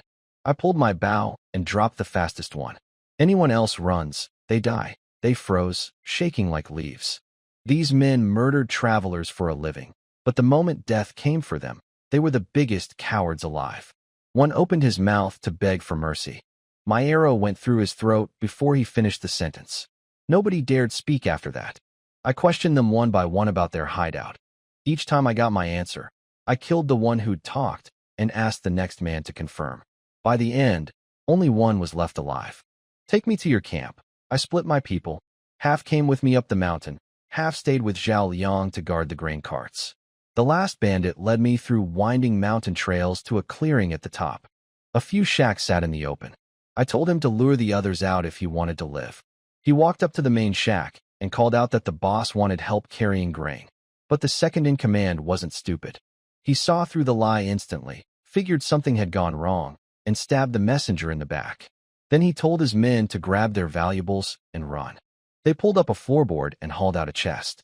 When they cracked it open, the room lit up. It was packed with high-quality government silver. They were so busy stuffing silver into bags that they didn't notice me slip inside. I killed the 2 nearest men before anyone reacted. The rest barely had time to scream. In under a minute, everyone was dead except the second in command, who backed himself into a corner. Take the silver and let me go, he begged. Tell me where you got government silver. We robbed it. Don't insult me. Trash like you couldn't rob a government convoy. You have 3 seconds. 1. 2. We traded for it. Salt and iron. We sold them to the Wuhan. That hit me like a punch. I'd already noticed that the Wuhan soldiers carried weapons sharper than our own armies. Now I knew why. Someone on our side was selling iron to the enemy. The border garrison was rotten to the bone. Who's your backer? A gang of mountain rats doesn't run an arms trade alone. You won't believe me. It's Commander Zhou Taishan himself, Zhou Taishan again. The man who'd played the noble father in front of everyone was secretly selling weapons to the enemy that was slaughtering his own people. I kept my face calm. You dare slander the commander? Tell me the truth, or I'll end you right now. He thought I'd let my guard down and lunged with a hidden dagger. I caught the blade on my sword, twisted, and sliced through the tendons in his wrist. The knife clattered to the floor. He collapsed, crawling at my feet. I'm telling the truth. We're not real bandits. We're Zhou family servants. We run the operation on a schedule and hand the silver over to him. This chest is what he hasn't collected yet. I demanded proof. The second in command pulled out a token from his pocket, engraved with the character, Zhou. I turned it over in my hand. It was heavy. I pried at the edge and found solid gold underneath. Just a household token, and it was pure gold. Zhou Taishan was swimming in money. A mere commander running salt and iron to the Wuwan couldn't do it alone. His superiors had to be involved too. And if just one city was this corrupt, what about the entire northern border? I didn't want to think about it, but the picture was clear. The Wuwan had terrorized the frontier for 100 years because people on our side were helping them, getting rich off the blood of their own countrymen. The second-in-command tried to buddy up with me, offering to let me keep the silver and cover it up with a story about the boss running off with the money. I played along, praised his cleverness, patted his shoulder. Then I put my dagger through his throat. You think you're on my side? I spat on his corpse. Scum. The chest held about 230 taels of silver, enough to build a real fighting force and feed the workers at both villages. But I couldn't let anyone know where it came from. If Zhou Taishan found out I'd raided his operation, I'd have a war on two fronts. I still needed to kill Wu Wan for military promotions. It wasn't time to make an enemy of him yet. I called in the villagers who'd come with me. They nearly collapsed when they saw the bodies. I pointed at the silver. See this? Want some? Their fear turned to hunger the moment they saw the money. But they knew they hadn't earned it. They swallowed hard and shook their heads. It's all yours, squad leader. I asked Huating, an old hunting buddy and the best fighter among them, what he thought. He said the same thing. It was mine. Good. Carry this chest to my house for safekeeping. It's military funds now. Each of you come collect 100 pounds of grain tonight. Their faces lit up. They bowed and thanked me. I knew that threats alone don't buy loyalty. You need to reward people generously if you want them to follow you. I had them bundle the silver and weapons so nothing looked suspicious, then went to check the remaining shacks. The last hut was set back behind the hilltop. When I got close, I heard faint sounds inside. I kicked the door open and gagged. The stench of rot and decay hit me like a wall. Inside were over a dozen women, naked, lying on a filthy shared bed. They shielded their eyes from the sudden light, then saw me standing in the doorway and started crawling toward me on their knees, begging, "Please, take us away." They called out who they were: a blacksmith's daughter, a bun seller's wife, a wealthy merchant's child. I looked at their bodies and my stomach churned. Every one of them was covered in red splotches. Their legs were raw with disease. The bandits had destroyed them completely. I clenched my fists. Animals. A woman in the corner was barely alive. Her companions helped her sit up. She spoke in a thin whisper. "Sir, I've been here 6 months. My body is ruined. I won't trouble you to take me. But if you ever pass through He family village north of the city, could you tell my people that He Hua married far away and is doing well?" She had a filthy face, but the clearest eyes I'd ever seen. She couldn't have been older than 18. I couldn't refuse her. "I promise," she smiled. A pure, gentle smile with small dimples, and closed her eyes. She was gone. She'd known she was dying. The disease had gone too far. In truth, none of them could be saved. The infections they carried were untreatable with anything available in this era. Taking them to a city would only spread plague and reveal that I'd been here.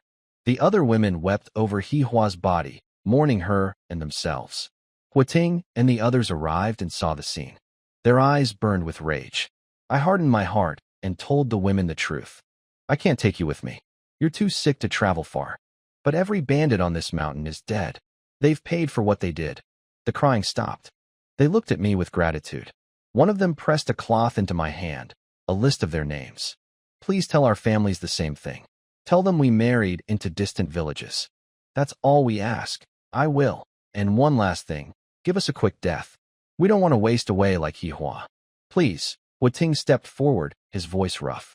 "Squad leader, let us handle this. Giving them peace is the least we can do." The women bowed to him and the others. "Thank you, brothers. This was the hardest decision I'd faced since arriving in this world. I couldn't bring myself to do it. But giving those women a quick end was the kindest thing left." I walked out and stood at the cliff's edge while the sounds carried from behind me. I gripped the cloth with their names and screamed into the endless forest below. "I will make you all pay." Huating came up behind me. "It's done, squad leader. We can go." I couldn't look at him. "Thank you." He nodded silently and led the men down the mountain. I forced myself to recover. There was too much to do. Zhou Taishan's betrayal, selling iron to the Wuwan, running bandits as a side business. I'd settle that account when the time was right. Nobody on the way home dared ask what happened up there.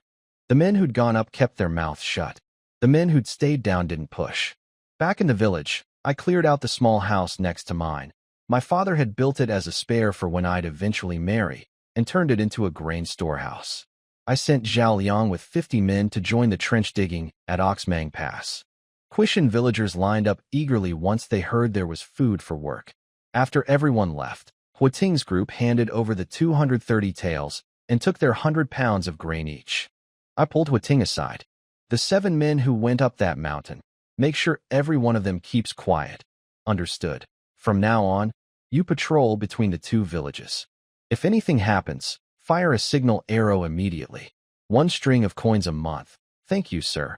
At home, Yushi saw through me instantly. She pressed her fingers to my temples and asked what was wrong.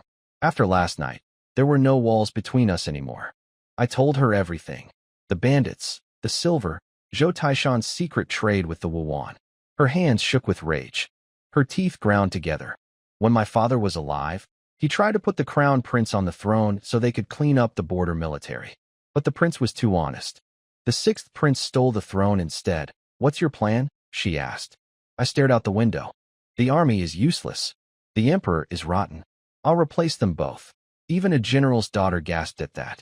Whatever you do, I'm with you, she said. But I don't think we should move against Zhou Taishan yet. We're too weak, less than 10 untrained men. The only real fighter is you. We need to use your skills to earn military merit, climb the ranks, and build strength gradually. The work for grain program you started was brilliant. It keeps the young men busy, feeds their families, and wins their loyalty. All at once, I was thrilled. Her thinking matched mine perfectly. I almost grabbed her, then remembered I'd touched things on that mountain, and stopped myself. I scrubbed my hands raw with ash and water before kissing her forehead. You're going to be the best partner I could ask for. She blushed bright red. Don't praise me like that. I'm not used to it. I pulled her close and we fooled around for a while, laughing, chasing each other around the room. The darkness from the mountain lifted. Then I brought up something that had been bothering me. After the defenses are built, I want to start training the workers as soldiers. But I don't know spear techniques. Her eyes sparkled. I do. How? Your father wouldn't let you train, she grinned. He didn't let me practice. But I memorized every move he taught my brothers. I forgot to mention, I have a photographic memory. I thought about the Allison she'd reproduced perfectly from watching me once. I went and checked her batch, nearly identical to mine. She wasn't exaggerating. I need you, I said. She flushed again. Tonight, I need your spear techniques. Tomorrow morning then. Go to your work. You're burning up. She wriggled free, and we played chase like kids until Shinger walked in carrying firewood and killed the mood. I told her to take some grain home, then rode out to inspect the trenches. At Oxmang Pass, I spotted the workers resting from a distance. They scrambled back to their shovels the second they saw me coming. Lu Yang and Nie Yun ran over, embarrassed. They were tired, so I gave them a short break. I checked the progress. They'd actually dug faster than I'd expected. I laughed. People aren't oxen. If they're tired, let them rest. As long as nobody's faking it, we're fine. Relief washed over the crowd. Under any other boss, they'd have been whipped raw for sitting down. Thank you, sir. They swung their shovels with twice the energy. I walked along the trench line, inspecting the work, and then I felt it. The unmistakable vibration of hoofbeats through the ground. I shouted at the top of my lungs. Everyone into the trenches. Prepare to fight Wuwan. Too late. It was all too late. Even with my reflexes, even shouting the warning the instant I felt those hoofbeats, people still died. Arrows came raining down and cut through workers before they could move. I threw myself into the half-dug trench, barely knee-deep after only half a day of digging. I'd expected the Wuwan to come. I didn't expect them this soon. About 10 riders, and these ones were smarter than the last group. They'd been watching the workers, waiting for me to show up before attacking. If they broke through Oxmang Pass, it was open flatland behind us. Nowhere to run, nowhere to hide. Everyone with a weapon, stay and fight. I pulled my bow and put an arrow through the first rider's throat. Then another. 2 down. But they were already on top of us. The unfinished trench couldn't stop cavalry. They jumped right over it and started cutting down villagers behind us, screaming everywhere. 3 riders surrounded me, slashing from above. Fighting mounted enemies on foot is a nightmare. They have reach, speed, height. If I were anyone else, that first charge would have killed me. I blocked a slash aimed at my neck, used the downward force to roll under a horse, and sliced through its front legs as I passed beneath. The rider crashed to the ground, and I opened his throat before he could stand. The other two were stunned. "Who are you?" "Give us your name," I answered with my blade. I launched myself upward like a human spear and brought my sword crashing down on one of them. The impact split his weapon in half and cleaved into his skull. He died staring at the blade in disbelief. He'd never imagined anyone in Yu's army could cut through steel. The last one screamed to his companions in their language. All the remaining riders abandoned the fleeing villagers and turned on me, eyes red with fury. They saw their dead comrades at my feet. "You dare kill our noble Wuan warriors." "Noble? Don't make me laugh." While they were yelling, my bowstring sang again. The one who'd called for help dropped dead. That drove them insane. All of them flattened against their horses' necks, using the animals as shields, and charged me as a group. When they got close, they dismounted together. They decided to fight me on foot. I threw aside my bow and met them with my sword. One of them wore chainmail and carried a massive battle axe. He blocked my strike and sneered. "Good moves, but bad brains. Your people all ran. Why stay and die alone?" I didn't need to look behind me. I knew the villagers had scattered, but my will doesn't bend. Then a voice cut through the chaos. "The squad leader is fighting outnumbered, and you cowards are running." Nie Yun, Lu Yong, and Lu, who climbed out of the trench. They'd taken down one rider together. All three were bleeding, but something in their eyes had changed. They'd crossed a line and come out harder on the other side. The fleeing villagers stopped. They didn't come back to fight, but they stopped running. They watched from a distance. The three boys charged in despite their wounds. "We're here, sir." I laughed. "Good. Welcome to the fight." I pressed forward. My blade found angles nobody expected. I flicked a spear out of one man's hands and carved a deep gash across his chest, scraping bone. The sound of steel on ribs made everyone's teeth ache. The chainmail warrior roared and swung his axe in a wide arc at my head. Even with my wrist strength, I couldn't block that kind of force directly. I threw every muscle into dodging. The axe whistled past my ear. He didn't stop. He kept spinning, using momentum to swing again and again in circles, like a human tornado. Nobody could get close. Lu Yong threw his sword at the man, and it bounced off the spinning axe like a toy. Nie Yun grabbed my bow and tried to help, but the fighters were too close together. He couldn't get a clean shot. I stayed in the eye of the storm, calm as ice, watching for the opening. On the sixth rotation, I felt it, a fraction of slowness. He was tiring.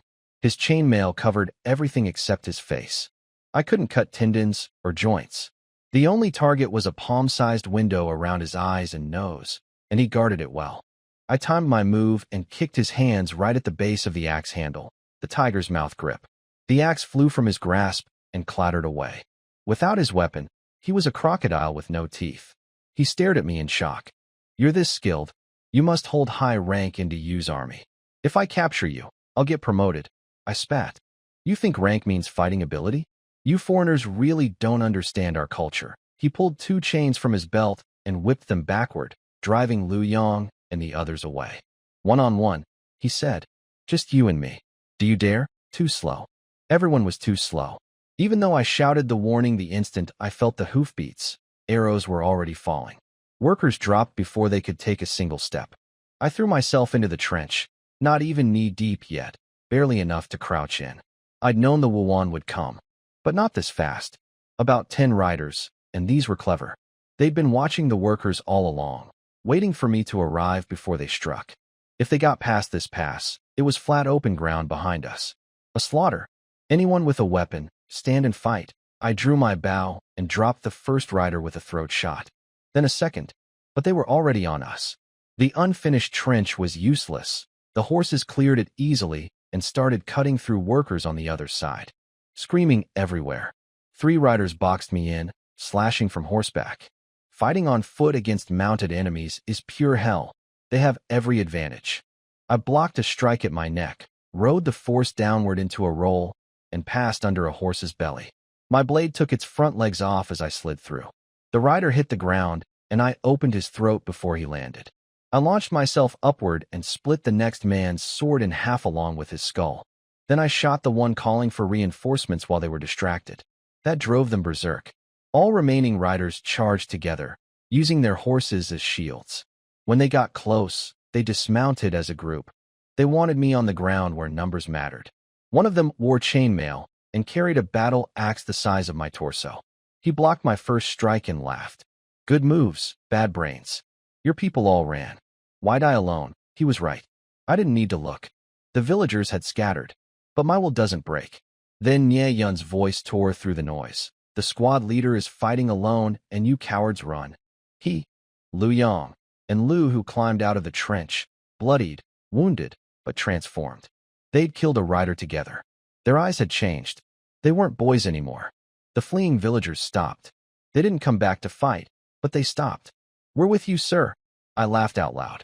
Welcome. I pressed the attack. My blade found impossible angles, disarmed one man, and carved a gash across his chest so deep it scraped bone. The chainmail giant roared and swung his axe in a wide circle at my head. No amount of skill lets you block that kind of raw power. I dodged by inches. He kept spinning, using momentum, around and around like a wind-powered death machine. Nobody could get near him. Lu Yang threw his sword at the man. It bounced off like a twig. I stayed inside the storm, watching, counting rotations. On the sixth spin, I felt it, a tiny hesitation. He was tiring. I kicked the axe right out of his grip at the weakest point of his hold. It clattered away. You must be high-ranked to fight like this, he said. Capturing you would earn me a promotion. You think rank equals fighting skill? You really don't understand us. He pulled 2 iron chains from his belt and whipped them in circles, driving my men back. 1-on-1. You and me. Do you dare? The villagers who'd run earlier had crept back, gripping hoes and shovels. Kill him, squad leader. I noted that Zhao Liang was hiding among the civilians. Useless. His mother had been murdered by the Wuwan, and he still couldn't find his spine. Some people are just mud. You can't build a wall from them. The chainmail warrior swung both chains at my head. I read his shoulder movement and was already moving before the iron left his hands. The only way to beat a long-range weapon with a short blade is to get inside its reach. I dodged and weaved through attack after attack, constantly closing distance. He couldn't track me. My footwork was something he'd never seen. Unpredictable, constantly shifting direction. He was bigger, stronger, but I was 5 times more agile. One chain wrapped around my sword. His other hand wound its chain around his fist and threw a punch at my skull. I let go of the blade, slipped sideways using Black Dragon 18. The Dragon Maiden's mirror technique, grabbed his wrist above the knuckles, locked his arm with my elbow, swept his legs, and drove my shoulder into his chest. He crashed like a falling tree. In the split second he was on the ground, I threw myself on top and locked him in a cross choke, legs pinning both his arms, both my arms crushing his neck. This hold is devastating. A normal man blacks out in 5 seconds, dies in 10. No matter how big you are, once it's locked, it's over. He thrashed like a wild animal, throwing up clouds of dust. My arms didn't budge. Nye Yun was panicking. Why is the squad leader wrestling? He's giving up his speed advantage. Lu Yang shook his head. The squad leader knows what he's doing. They crept closer with drawn swords, ready to jump in if something went wrong. Then it was over. The giant stopped moving. But I didn't let go. Squad leader, he's dead. No, something's wrong. He's exhausted. Pull them apart. The villagers rushed in, pried my arms open, laid me on the ground. Someone brought water. Someone piled firewood for warmth. Others formed a circle around me to block the wind. My body had given out. 2 days of extreme combat on a malnourished, underfed frame had drained me completely. This had never happened in my old life. But this body was weak, skin and bones, running on fumes. I lay there forcing myself to breathe until I could finally open my eyes. The first thing I saw was Lu Yang, Lu Hu, and Nye Yun standing over me with tears running down their faces. Something warm stirred in my chest. It felt like the old days, brothers in arms, watching each other's backs. I pushed myself up. You 3 did well today. Lu Hu, the youngest, burst into tears. Sir, you saved all of us. And the first thing you say is to praise us? I don't deserve it. I squeezed his shoulder. If you fought the Wuwan, you're a man. That's more than I can say for certain gutless cowards who only know how to run. I said it loud enough for every male in earshot. Faces went red all around. Lu Yang, Lu Hu, take the Wuwan heads to the city on horseback. Collect our military bounty. Yes, sir. I raised my voice. Everyone else, back to digging. Families of anyone killed in today's attack can come to Quishan village and collect 50 pounds of grain from me. Dead silence. Then whispers of disbelief. Compensation for people killed by the Wuwan? That's never happened. Not in the entire history of DU. I didn't love spending the money, but winning hearts was worth every grain. Every great leader in history did the same thing. I had to prove I was different from every other officer these people had ever known. That's how you build something worth following. The entire crowd dropped to their knees. What a righteous man. The squad leader truly cares for his people. I called back Lu Yang and the others. They couldn't ride horses, and this needed to be done fast. I'd go myself. Nie Yun and Lu Yang chopped off the 9 Wuwan heads while the villagers strung them together with rope and loaded them onto my horse. I left Nie Yun to guard the pass, sent the Lu brothers back to distribute grain to the workers, then rode hard for Wuchuan City with a string of bloody heads bouncing behind me. Villagers along the road covered their mouths in horror when they saw me pass. At the south gate, the guards spotted me from a distance, a blood-soaked rider carrying a load of severed heads. They raised their spears. Halt. One more step and you die. I reined in just in time. I'm squad leader Lu Tu. These are Wuan heads. I'm here to collect my bounty. The gate captain, Zhou Tong, was Zhou Taishan's distant nephew. Of course he was. The man had his family planted everywhere. Zhou Tong recognized me and sneered. You? A nobody squad leader killed Wuan soldiers? I don't think so. I held up the heads. Open your eyes and look. He examined them. Blonde hair, blue eyes, hooked noses. Unmistakably Wuan. His face twitched with shock. Killing nearly 10 armored Wuan riders would normally require hundreds of elite troops. But he wasn't about to let me through. These are obviously fakes. You dressed up some corpses to cheat the system. I've seen your type before. I flashed my badge. I'm not arguing with you. I'll submit them to the commandant directly. He can verify them himself. I rode straight at the line of guards and shouted, "Move." My patience was gone. If I'd sent Lu Yang instead, these vultures would have stolen the credit or had the boys beaten. Coming myself was the right call. The guards saw me, drenched in blood, eyes still burning with killing intent, and stepped aside without waiting for orders. Zhou Tong was furious, but smart enough not to physically block me. As I passed, I looked down at him. My name is Lu Tu. Remember it. This might be the last conversation we ever have. I nudged my horse forward and knocked him stumbling. Behind me, I heard him ordering a soldier to run to Zhou Taishan's estate with a full report. I wasn't going to Zhou Taishan. That would be walking into the enemy's mouth. He was my direct superior, sure, but he'd made his hostility clear. Handing him 9 Wuan heads would be begging to have my credit stolen. Instead, I rode straight for the commandant's residence, the highest authority in Wuchuan. If even the commandant blocked me, then this entire path to advancement was dead and I'd need a different strategy. At the commandant's gates, I dismounted well in advance. House rules required everyone to approach on foot and unarmed. The guards tensed when they saw my blood-covered appearance and grabbed their weapons. Who are you? State your business. I showed my badge. Squad leader Lu Tuesday. I'm here to claim military merit. These are Wuan cavalry I killed. The guards checked the heads, confirmed they were genuine Wuan, and their eyes went wide with excitement. You killed all of these? I didn't take all the credit. Some were killed by my soldiers. We took heavy casualties. They waved that off. Casualties don't matter. If you killed Wuan, you're a real man. Wait here. I'll report this. Their attitude was night and day compared to Zhou Tong's gate. I bowed to them gratefully. A crowd gathered fast. Someone in the street shouted, "A man killed a whole squad of Wuan." People poured in from everywhere, craning their necks to see the heads and whispering about me. Look at him, a real warrior. Killed this many by himself. Wait, isn't that the guy from the wife selection? The one who picked the skinny girl everyone laughed at. It is him. We thought he'd starve to death, and now he's killing Wuan cavalry. A few matchmakers pushed through the crowd, bowing. Young hero, have you considered taking a concubine? I declined politely. I live on the edge of a blade every day. Not the right time. They sighed with disappointment. Handsome, brave, and humble. Quite the catch, apparently. The guard came back grinning. The commandant wants to see you. Come in. I followed the guard inside, carrying the string of heads. The commandant's estate was nothing like the filthy, broken-down city outside. gardens, pavilions, carved pillars. It looked like a southern nobleman's mansion. While people in Wuchuan ate one meal a day, these officers lived in luxury. I kept my face blank. They brought me to a training yard where a young officer sat in a high-back chair with his eyes closed. This was Cloud Ao, the deputy commander.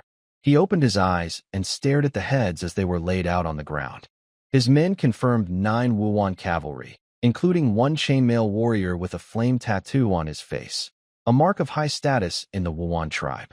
Tell me how you killed them. I told him straight. 8 killed by me, 1 by my soldiers, witnessed by villagers from both villages. He slammed the armrest. You dare lie to my face. I've been stationed in Wuchuan for 10 years and never seen one man take on 10 riders. My anger flared. This entire military was rotten from top to bottom. Every word is true. Still lying. Prove it. He waved his hand, and a young officer in red robes stepped out, twirling a shiny silver spear. This is Bianwei, our martial arts champion. Bianwei declared that unless I could survive 10 moves against him barehanded, my military claims would be considered fraudulent. I laughed, loud, booming laughter that echoed through the yard and made everyone flinch, including Cloud Ao. Then I looked at the champion with contempt.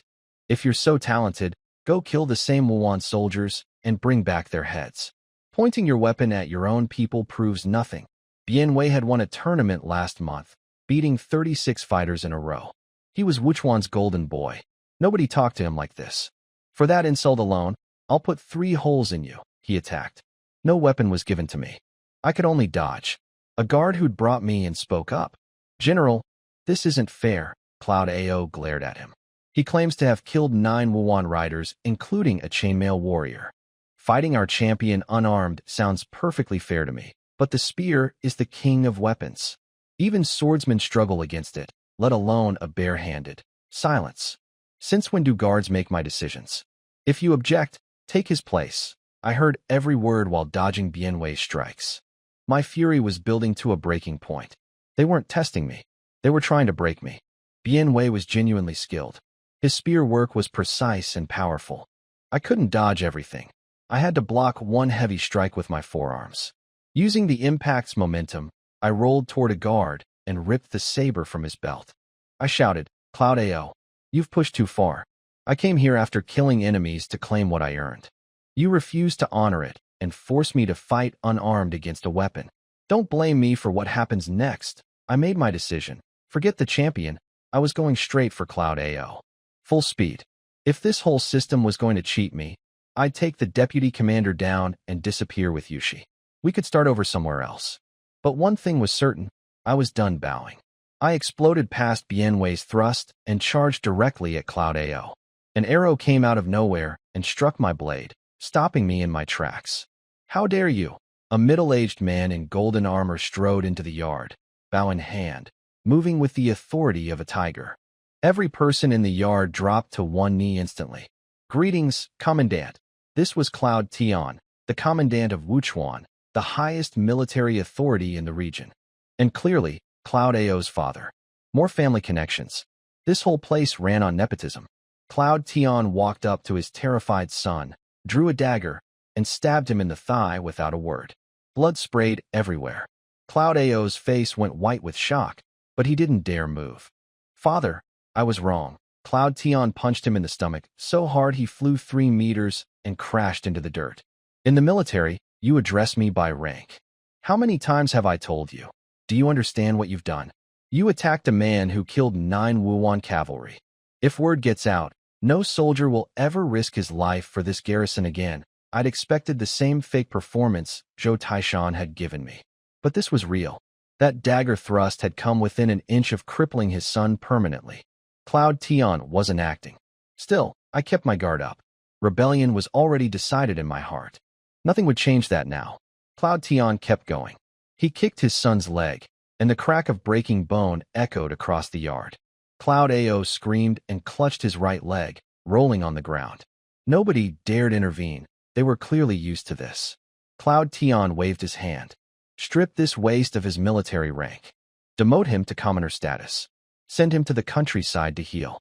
Once recovered, he is permanently banned from Wuchuan. Cloud Ao was carried away groaning. I was about to explain my situation when Cloud Tian turned on his own guards with an icy glare. You all just watched him abuse a hero and did nothing. Nobody dared breathe. Cut a finger. Every guard in the yard drew their blades and brought them down on their own hands without hesitation. The sound of snapping bone and hissing breath filled the air. I was the victim here, so nobody expected me to participate, but if they had, I would have taken Cloud Tian hostage on the spot. When the guards held up their severed fingers, I noticed most of them were already missing others. Some had 8 fingers left. Some had only 4, barely enough to grip a sword. This was how Cloud Tian ran discipline. Wuchuan's military culture kept finding new ways to shock me. Cloud Tian finally looked at me. What's your name? Lu Tu, sir. You're saying you killed all these Wuan riders? Yes. You can send people to verify. He cracked a smile. I saw your moves just now. Not bad. I exhaled. Thank you for your fairness. Then a voice came screaming from the gate. Young Master Cloud. Don't give him the military credit. Zhou Yabing burst into the yard and froze when he saw me standing there. His face went white. He dropped to his knees instantly. Cloud Tian looked at him like he was an insect. You came to tell my son not to reward Lu Tu. No. I was just joking. Go home. Tell your father personally that you are under house arrest for 1 year and stripped of all military positions. Zhou Yabing's face dripped with sweat. He saw the blood on the ground, understood exactly what had happened here, and crawled out of the estate on his hands and knees. He knew he was lucky to leave alive. Cloud Tian pulled out a wooden badge carved with the character 4, squad leader, but 1 rank higher than mine. Lu Tu, for outstanding military achievement, you are promoted to corporal. You receive 50 sets of military equipment, 5 war horses, and 100 taels of silver. Thank you, Commandant. He called out 2 names. Sun Quan, Sun Meng. 2 of the guards who'd just cut off their own fingers stepped forward. Sir, you're both promoted to squad leaders, assigned under Lu Tu's command. Yes, sir. Cloud Tian waved his hand and left without another word. The other guards wrapped their bleeding stumps with cloth strips and followed him out. I was left with the Sun brothers, the same 2 who'd been friendly at the gate earlier. My impression of them was decent. I'll be counting on you both. The honor is ours, serving under a hero like you. I noticed their fingers were still bleeding badly. I tore strips from my own clothes and started bandaging them myself. Sun Ming jerked back in surprise. Sir, I can do it myself. I glared at him. With 1 hand? You're my soldier now. Stand still. He hesitated, but let me work. I knew Cloud Tian had planted them to spy on me, but I wasn't worried. These men had spent 3 years in a military where nobody showed them a shred of warmth. When their young new commander knelt down and wrapped their wounds with his own cloth, something shifted behind their eyes. They weren't used to being treated like human beings. Looking at their hands, I noticed the cuts were clean and precise, severed at the base joint with surgical accuracy. These 2 were expert swordsmen, and they'd shown 0 hesitation in mutilating themselves. That meant they'd seen what happened to men who flinched. Their loyalty to Cloud Tian was built on terror, not love. Terror can be replaced. A guard brought the supplies, 100 taels of silver and a cart loaded with leather chest armor. The craftsmanship was basic, but for a startup army, anything beats nothing. 5 war horses stood ready. I pinched off about 2 taels of silver from an ingot with my bare fingers and handed it to the guard. Buy yourself and the boys a drink. His eyes went wide, impressed by the finger strength as much as the generosity. He pocketed the silver smoothly. Everything's been counted and verified, sir. I handed the horses to the Sun brothers, and we headed home. It took about an hour to reach Quishan village. Smoke rose from every chimney. Sun Ming stared. Every household has food for dinner. I didn't hide anything. I used the silver from my first reward to buy grain. The villagers dig trenches for me, and I pay them in food. The brothers exchanged a look of disbelief. Forget a small village. Even inside Wuchuan City, most people ate once a day. 2 meals was a luxury. And here was an officer who'd spent his own reward money on fortifications and actually paid his workers as promised. It was beyond anything they'd ever seen. The moment we entered the village, people came running. Children, old folks, everyone shouting and waving. The squad leader is back? I smiled to myself. They didn't know yet. It was corporal now. Before the cart even stopped, village women came running to help unload supplies into the storehouse. Our squad leader is amazing, Killed a bunch more Wuwan today. With him protecting us, we finally have peaceful days. He's our whole sky. The Sun brothers couldn't believe what they were seeing. They'd been stationed around Wuchuan for years, including near Quishan village. The old Quishan was the same miserable place as everywhere else. Neighbors fighting each other with machetes over scraps. Now everyone was smiling, helping, talking like a real community. A few days under my command, and the whole village had transformed. I handed the horses to Huating. You and Wu Peng manage all the war horses from now on. We've got 13 captured Wuwan horses, plus these 5 new ones. Feed them well. Huating's face lit up like a kid's. He stroked the horse's head lovingly. I'll have them fat and strong, sir. Sun Meng spoke up with a grin. Don't call him squad leader anymore. It's corporal now. Everyone froze. Then cheers erupted. Our leader got promoted again. Multiple ranks. Of course he did. He's killed over a dozen Wuwan riders. Corporal is too low. He should be a commander living in a mansion. The Sun brothers knew the villagers weren't exaggerating. With my military record, I should have jumped 5 ranks at least.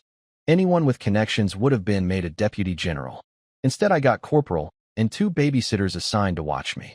But when they looked over at me, I was rolling up my sleeves and hauling grain sacks alongside the villagers. No airs whatsoever. They moved to help. I stopped them. Sun Ming, Sun Quang, don't lift anything. Your fingers need to heal. They froze, confused. They couldn't tell if I genuinely cared about them or if this was a performance for the crowd. They put the bags down. After the work was done, I brought them home and had Yushi bring out the garlic extract. Sun Quang blurted out, "Aren't you the crippled woman from the market?" Sun Ming smacked the back of his brother's head. "That's the corporal's wife. Watch your mouth." Yushi didn't ask questions. She just handed me the medicine. I told the brothers to unwrap their stumps and apply it. "This will help. You'll heal faster." I set them up in an empty house. A family had been wiped out in the raid, so there was space. It happened to be right next to the storehouse. I put them in charge of guarding our supplies. Armor, weapons, and most importantly, grain. They stared at me, struggling to speak. Then Sun Quang said, his voice cracking, "Sir, we were sent here to spy on you. I know, you know? And you still bandaged our wounds, gave us medicine, and trusted us with the most important things in the village? Aren't you afraid we'll steal everything?" I smiled. "If I use people, I trust them. If I can't trust them, I don't use them. You're with me now. That makes you brothers. What's the point of following me if there's no trust?" Their eyes went wide. "Thank you for believing in us. We'll do our duty, and don't worry about reporting to Cloud Tian. Tell him whatever you need to tell him. I don't mind. You don't even care about that?" I patted their shoulders. "If you don't report, he'll punish you again. Rest tomorrow morning. Don't come to the pass with your hands like that." I walked away.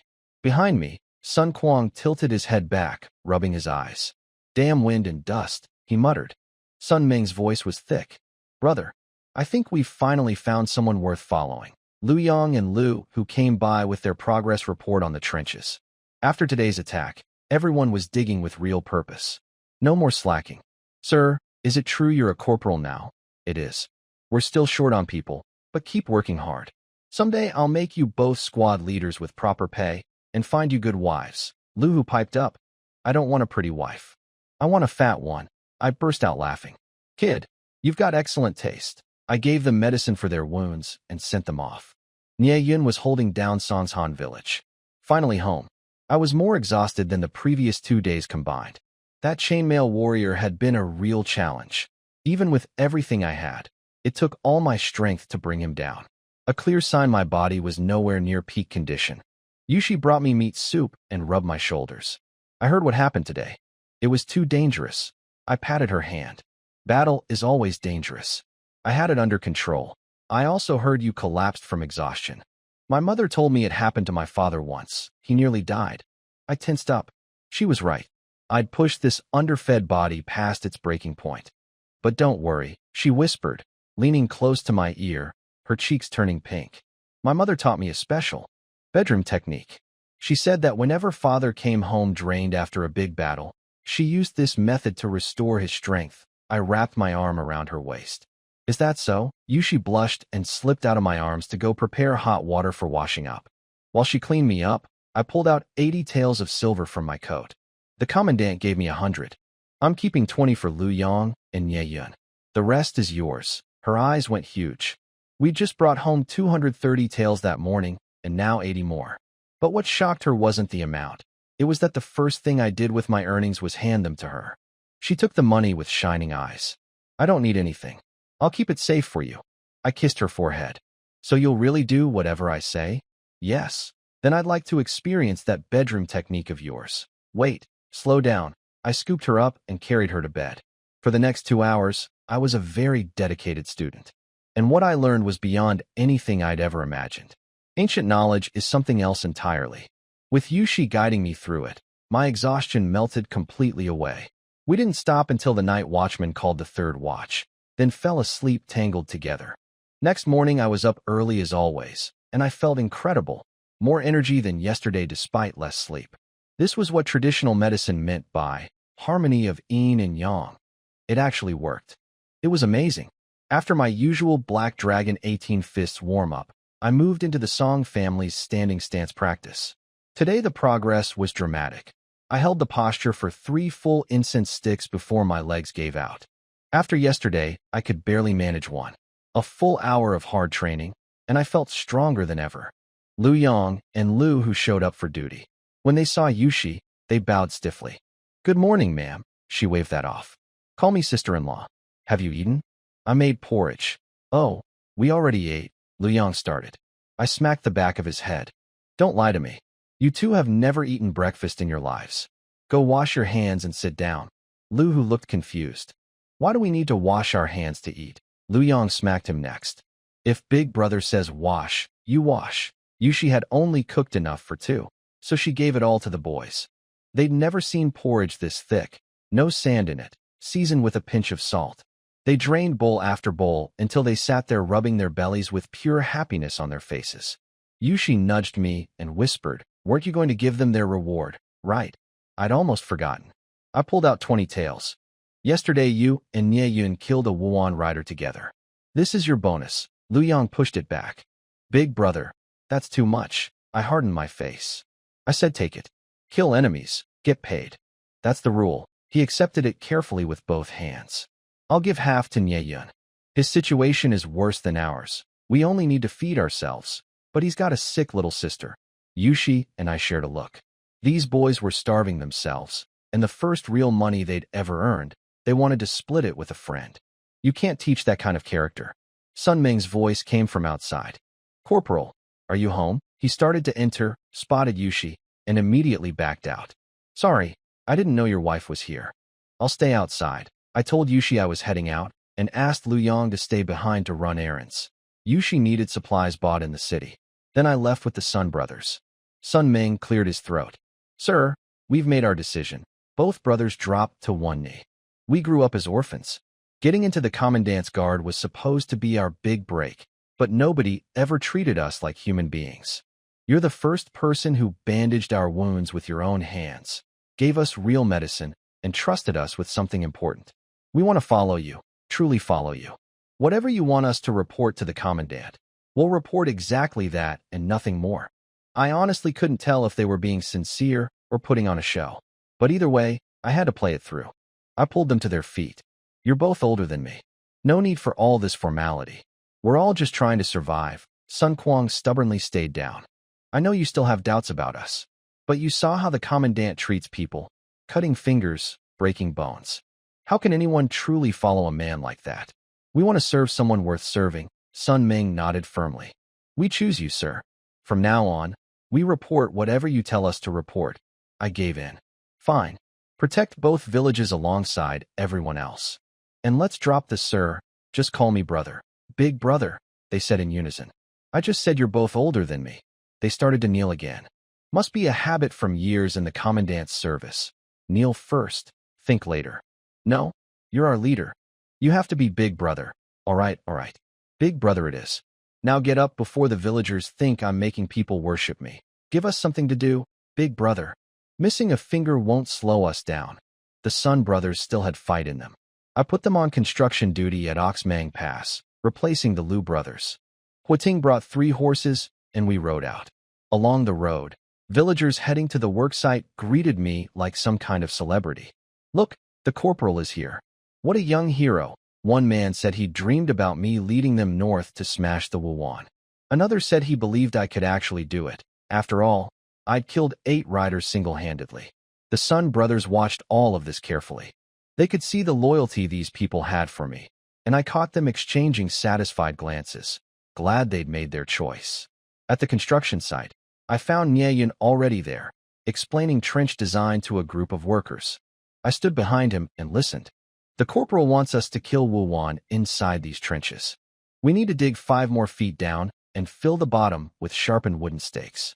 When their horses fall in, the riders die or get crippled. He turned and found me smiling at him. He panicked. Sir, I was just rambling. I clapped his shoulder. You're exactly right. That's what I had in mind. Do it. His face lit up. Nobody had ever encouraged him before. I could see real talent in this kid. He just needed guidance. I pointed at the trench. But what if a lucky Wuwan rider survives the trap and escapes? He'll warn the others. Nie Yun's eyes hardened with hatred. Then we pack the bottom so tight with thin sharp stakes that nobody who falls and walks out whole. Even chainmail can't cover every inch of skin. And without their horses, wounded men trying to crawl back through open wilderness? The wolves will finish the job before they get a mile. I laughed. You really are a genius, isn't it? Too cruel. Cruel? They slaughter our villagers. They kill unarmed women and children. Whatever they do to us, we do back tenfold. I wish I could dig these traps all the way to their king's front door. The workers erupted. Something I said had reached deep inside them. Every single person here had lost someone to the Wuwan. Family, friends, neighbors.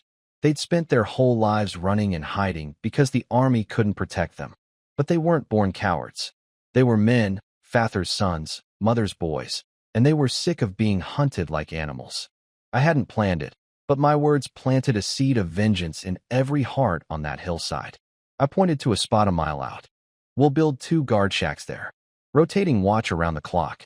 The moment Wuwan riders are spotted, every able-bodied man in both villages picks up whatever he's got and comes here. I don't care if we have to use our teeth. We kill every last one of them. Yeah, kill those Wuwan bastards. 100 men raised their shovels and hoes, screaming in unison. Eyes bloodshot, veins bulging. Even the Sun brothers got swept up in it. They joined the army just to eat, but standing in the middle of 100 fired-up men, their blood ran hot too. I felt something ease inside me. Yesterday, I'd fought alone while everyone scattered. Today, they were ready to stand. I didn't blame them for running before. Years of oppression from both the Wuwan and their own corrupt officials had taught these people to forget they had spines. Their fists could do more than beat their wives.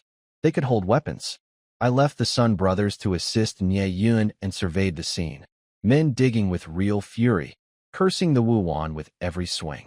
It reminded me of something from my old world. I'd never lived through those early revolutionary years when people had nothing but built everything with bare hands and shared purpose. But I'd always admired that spirit. And here it was, right in front of me. I wasn't setting my goals too high, one step at a time. But the immediate priority was food. I ordered Nie Yun to arrange 2 meals a day for the workers. Full portions, no rationing. Grain wasn't a problem. The landlord's warehouses in Wuchuan were stuffed with stockpiles they'd rather let rot than sell cheap. As long as I had silver, food was endless. The real strategy was taking shape in my mind. This mountain pass was the only way through from the north. Once we finished the fortifications and held this choke point, the Wuwan would walk into a kill zone every time they came. Then I'd pick 50 of the best workers, train them using modern military methods from my old life, and turn them into real soldiers. This pass wasn't just a defensive position. It was a military merit farm.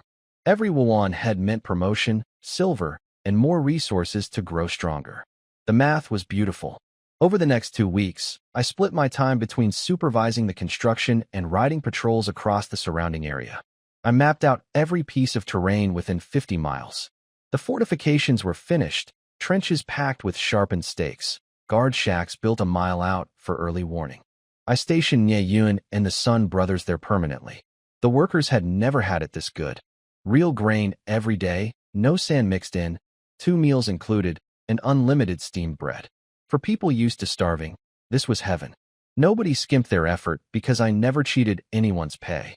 But now that the trenches were done, I could feel the anxiety spreading. Two workers summed it up perfectly over lunch. Once this job ends, you think the corporal will still pay us? Why would he? No work, no pay. My two boys eat like horses. Without this grain, we're back to scraping by. I understood their worry. But I had no intention of letting these men sit idle. Over the past 2 weeks, I'd learned what made Wuchuan's people tick. The fierce frontier spirit everyone talked about was really just desperation.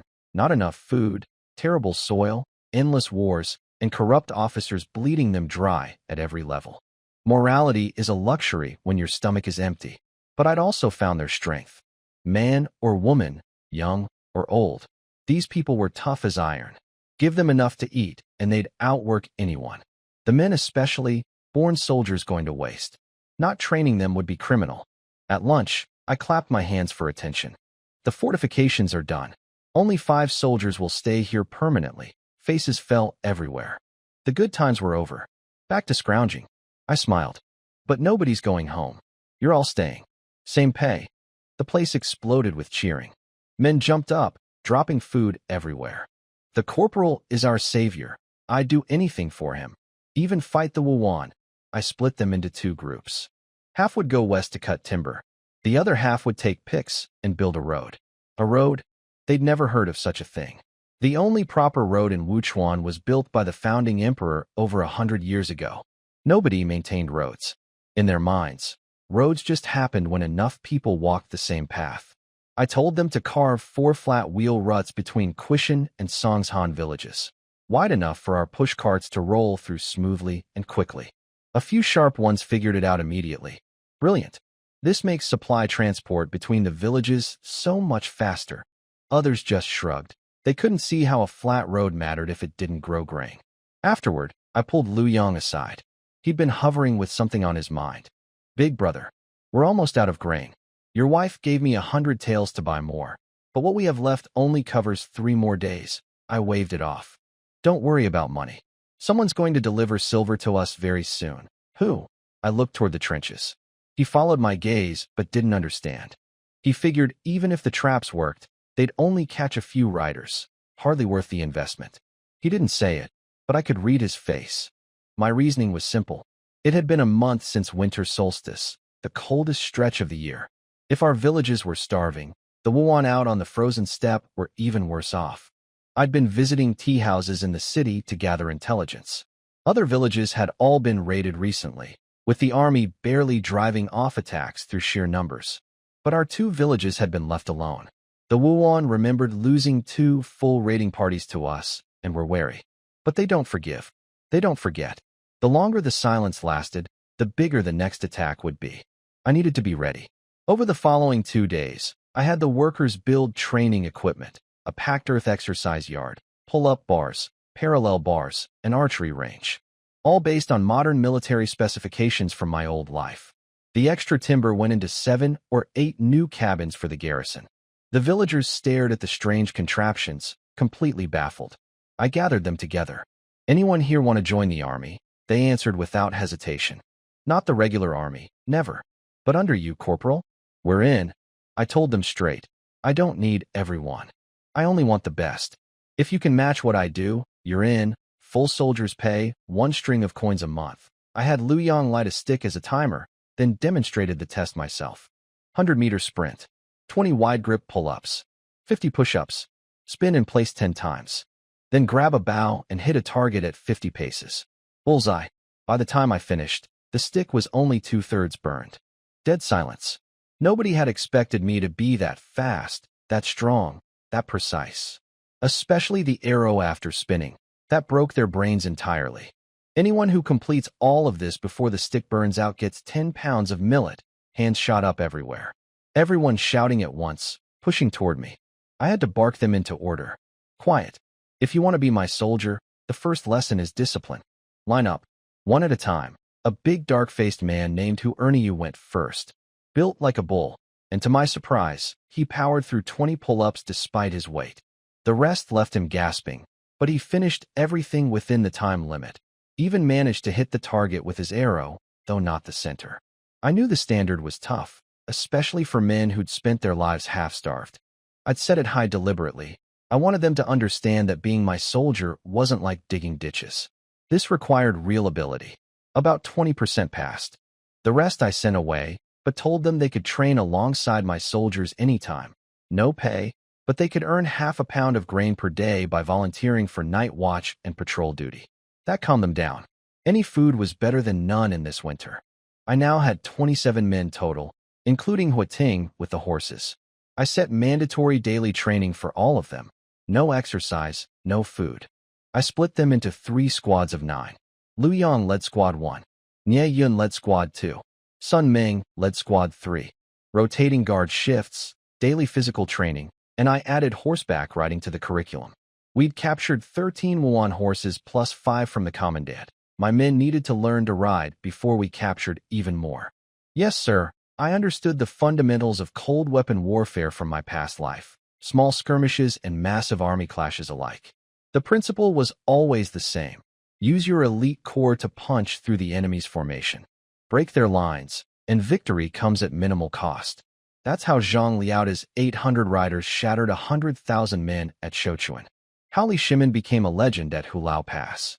But this strategy demands a commander who leads from the front, someone with enough personal power and charisma that soldiers will follow him into certain death. I designated this mountain pass as my temporary base. Everything was falling into place, but something had been eating at me for days. The Wuan could strike at any moment, and that sword hung over my head constantly. If the border military were unified, I'd worry less. But Zhou Taishan was secretly trading with the enemy, and I still didn't know if Commandant Cloud Tian was involved. I'd given my squad such detailed instructions because I planned to leave for a few days to track down Zhou Taishan's smuggling route. Military bounties barely covered expenses. Raiding a trader's supply line would be far more profitable. I rode into the village and was immediately met by panicking villagers running toward me. Corporal, soldiers came to arrest you. Arrest me? For what? They say you're working with bandits. They're at your house right now harassing your wife. We came to get you. My blood went cold, then hot. They're touching my wife? I kicked the horse into a full gallop toward home. I reached my house, and one look was all it took. My vision went red. Several villagers lay beaten on the ground in my yard. A dozen armed thugs had Yushi surrounded, leering at her with disgusting grins. We heard Lu Tu's wife was pretty. Didn't expect this pretty, though. He threw away his army career to play bandit. You'll die too, but maybe if you're nice to us first, we'll let you live. The loudest one never finished his next sentence. My blade went through his chest from behind. His smile froze. He reached for his weapon, but I twisted the handle and his ribs cracked apart. I kicked his body to the ground and stood there, sword dripping, staring them all down. Nobody moves. Blood splattered across their faces before they even realized what happened. Their leader, a pale-faced man, pulled out a warrant. Lu Tu, you're an army corporal who conspired with the bandits on Breast Mountain. By the commandant's orders, we're here to arrest you.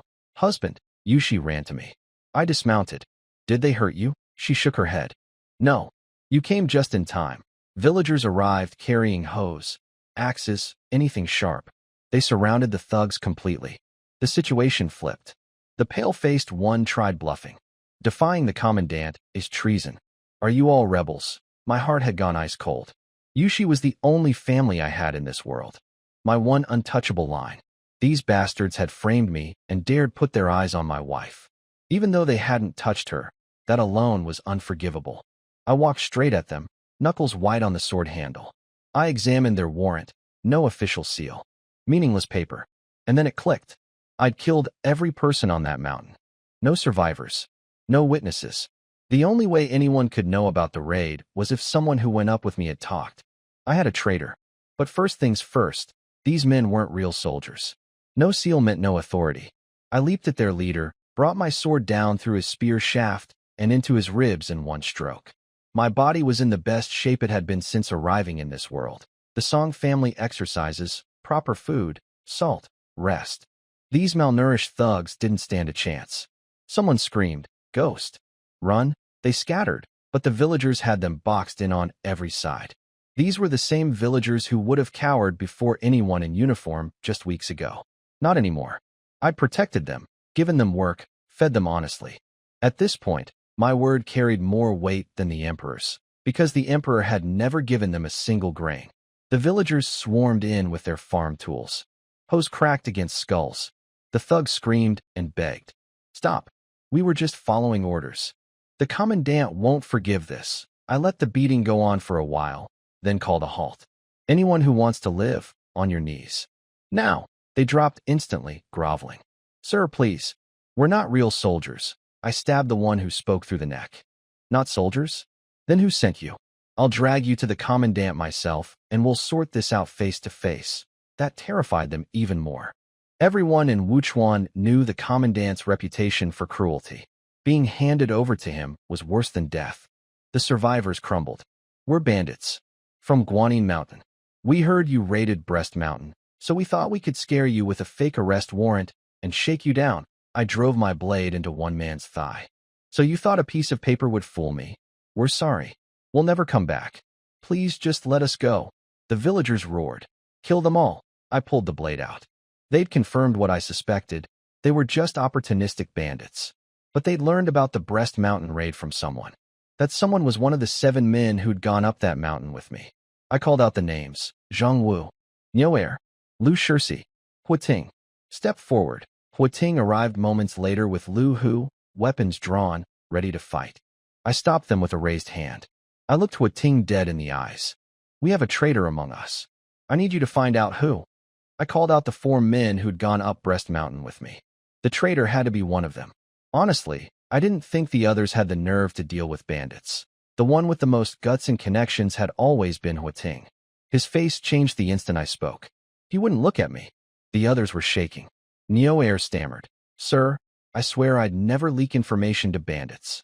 I tell small lies sometimes, but not about something like this. I watched everyone's micro-expressions, especially the captured bandits. I grabbed one and demanded, who's your informant? Tell me and you live. His eyes darted between Huating and the others. He hesitated too long. I cut his throat and grabbed the next one. Your leader must be important. You'd rather die than give him up? The second bandit glanced at Huating in fear. Huating looked away. Before the man could speak, I killed him too. Everyone was confused. Why was I killing people before they could answer? I tossed the body aside and smiled at the remaining captives. Too slow? You die too. That smile was more terrifying than the blade itself. One of them broke down crying. I'll talk. Boss, don't blame me. Stop. Huating stepped forward, calm and steady. Don't kill him. These are my brothers. The whole village gasped. Huating, helpful, quiet, hardworking Huating, was the leader of the Guanyin Mountain Bandits. The most feared gang within 50 miles, responsible for killing dozens of innocent people. Legends said their boss was a bear of a man who could swallow babies whole. Nobody would have guessed it was this mild-mannered hunter. I stared at him with ice in my eyes. How did I treat you? He couldn't meet my gaze. Better than anyone ever has. If I weren't a bandit, I'd have followed you loyally forever. So it was just greed? He threw his head back and laughed bitterly. Just greed? You make it sound simple. You're a natural warrior. Military merit falls into your lap, like picking fruit. You earn enough silver to feed everyone with leftovers to spare. But do you know how hard survival is for the rest of us? Do you think we chose to be bandits? I kicked him square in the gut. Don't give me that garbage. Every piece of merit I earned, I killed for with my own hands. You couldn't survive, so you preyed on defenseless farmers. And you call that justified? He spat blood and grinned at me. I'm not blaming you, but my brothers needed to eat. You're the richest man for miles. I knew I couldn't beat you in a fight, but I wasn't going to surrender quietly either. Then his arm twitched. A tiny sleeve arrow, almost invisible, shot at my skull. Watch out. Yushi saw it before anyone and threw herself at me, trying to shield me with her own body. But Huating had underestimated me badly. I'd known he was the traitor before I even called his name. I'd let him get this close precisely because I was ready. The moment his shoulder moved, I was already dodging. My blade flashed. Both his hands fell to the ground, severed at the wrists. He screamed, I hate you, Lu Tu. Why do you get a wife that beautiful? I saw her first at the market. But Zhou Taishan made me pick someone else. I couldn't draw his attention. So I got stuck with an ugly woman while you took her. You're too strong. 10 of me couldn't beat you. The only way was to trick you into chains and kill you. Why aren't you afraid of the army? Why aren't you afraid of anything? I ignored his raving. I caught Yushi in my arms and held her gently. Silly girl, why'd you jump in front of me? You think something like that could hurt me? I was worried about you. I kissed her forehead. Go inside. Heat some water. I'll need to wash the blood off later. Lu too. I'm talking to you. Are you even listening? What gives you the right to be this arrogant? He didn't even know the Breast Mountain bandits worked for Zhou Taishan. His scheme had nothing to do with the bigger conspiracy. He'd acted out of jealousy over Yushi and greed for my silver. I stood over him and looked down. Because I'm not a coward like you. When I wanted a woman, I stood up in front of the whole town and claimed her. I have the strength to back it up. Why would I be afraid? You think I'm like you? You only have the nerve to swing a blade at your own people. The moment you see a Wuan soldier, you'd crawl back inside your mother. His eyes went bloodshot, from pain, from rage, from everything. The villagers were screaming. Kill him. Kill the traitor. I walked behind him and addressed the crowd. Huating became a bandit and murdered innocent people. Today I execute him as justice for the dead. My sword came down. His head rolled across the dirt. I wasn't done. I killed every remaining bandit, then turned to face the village. You've all seen what happens to traitors. If our two villages aren't united like an iron wall, people will keep coming to take what's ours. If I ever find out anyone is leaking our business to outsiders, don't test me. Every neck in the crowd pulled in a little tighter.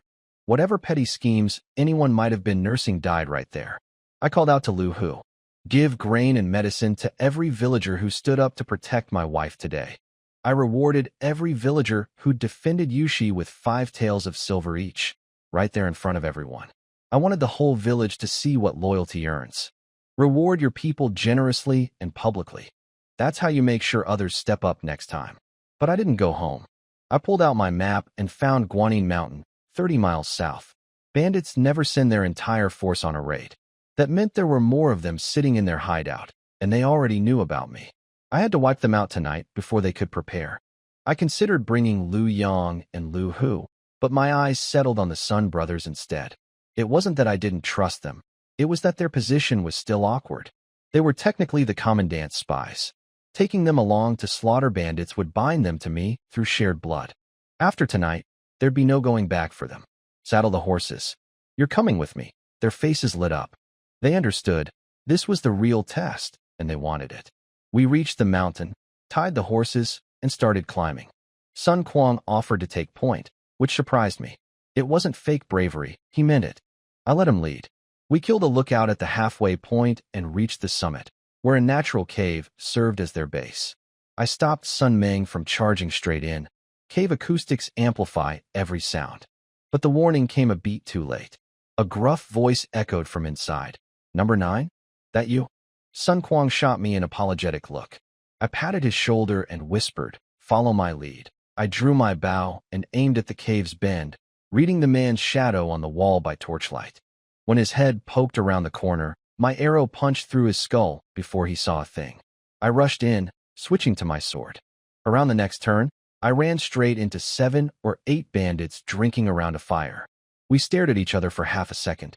We're under attack. Before anyone could drop their cup, an arrow from Sun Meng behind me took one through the chest. I didn't even look back. I just charged. These bandits had no real skill, just brute thuggery. Drunk and sloppy, they went down like wheat under a scythe.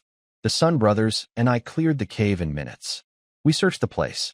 Sun Quan kicked through the mess in frustration. Big brother, these guys are pathetic. Not a single coin.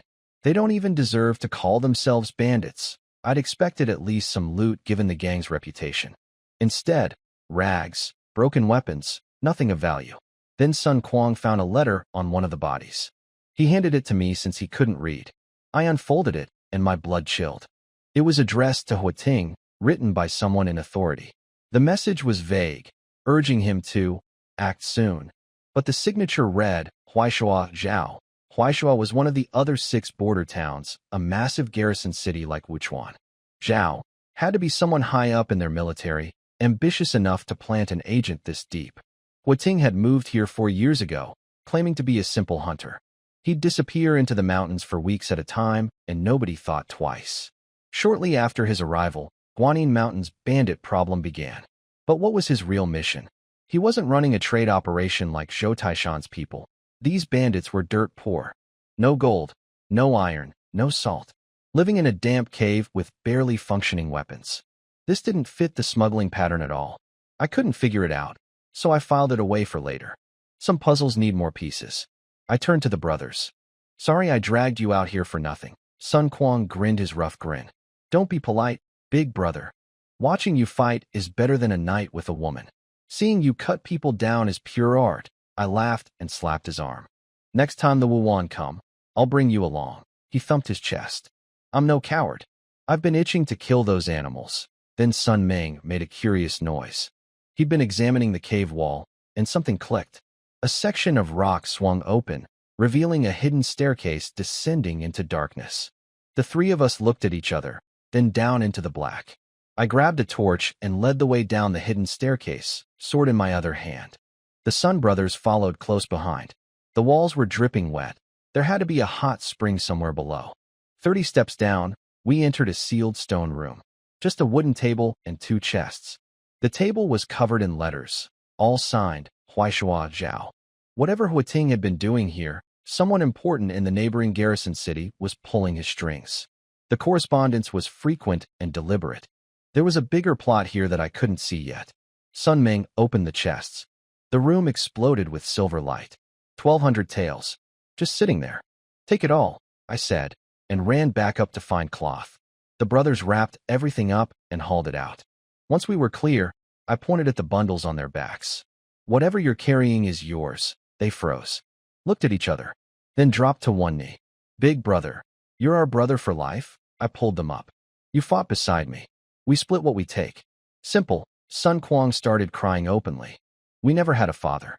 Our mother raised us alone. Nobody except her has ever been this good to us. He sobbed harder. But I don't need all of this. Just 100 taels. I want to buy Tsuegua's freedom from the pleasure house. Sun Ming nearly slapped him. Tsuegua? She's taller than me. You want to marry that? I like big women. They bring good fortune. Sun Ming coughed awkwardly. Actually, I only need 100 taels too. There's a girl at the same place. I gave them 120 each. A man needs money in his pocket. Take it or you're insulting me. Yes, big brother. I pocketed all the letters, burned the cave with everything inside, and we rode home before dark. Back at my house, the brothers dumped the remaining silver on the table. Yushi's eyes went wide, but when she looked at me and saw I was calm, she relaxed. She trusted me completely. If I brought it home openly, it meant the problem was handled. I grabbed 300 taels and shoved it at the brothers. Even more than I'd promised. Their eyes glistened again. Big brother, sister-in-law, we owe you everything. After they left, Yushi locked the silver in a new wooden chest and hung the key around her neck, patting it with a smile. Our savings are growing nicely, husband. I pulled her close and kissed her until she was gasping. Aren't you going to ask why I gave the brothers so much? You always have your reasons. Besides, my father used to say that spending silver on your soldiers' loyalty is the best investment a leader can make. I love you more every day. Heat the water. Tonight, I want to show you something new. She buried her face in my chest. Be gentle with me. We didn't eat until well after dark. I cooked meat porridge and spoon-fed her. She was always wiped out afterward, and I felt bad about that. She asked how I knew so many techniques. I told her I'd once met an old beggar who showed me a picture book. She nearly spit porridge across the room laughing. Next morning after training, I planned to ride into the city to commission iron caltrops from a blacksmith, spiky metal balls to scatter across approach routes. My defensive strategy was taking shape. Let the enemy come to us, exhaust them against our fortifications, then strike. In the meantime, I'd train my soldiers hard. As the top special forces soldier in my past life, I knew there were no hopeless recruits, only useless instructors. Enough food, enough meat, enough training, and these men would become real fighters.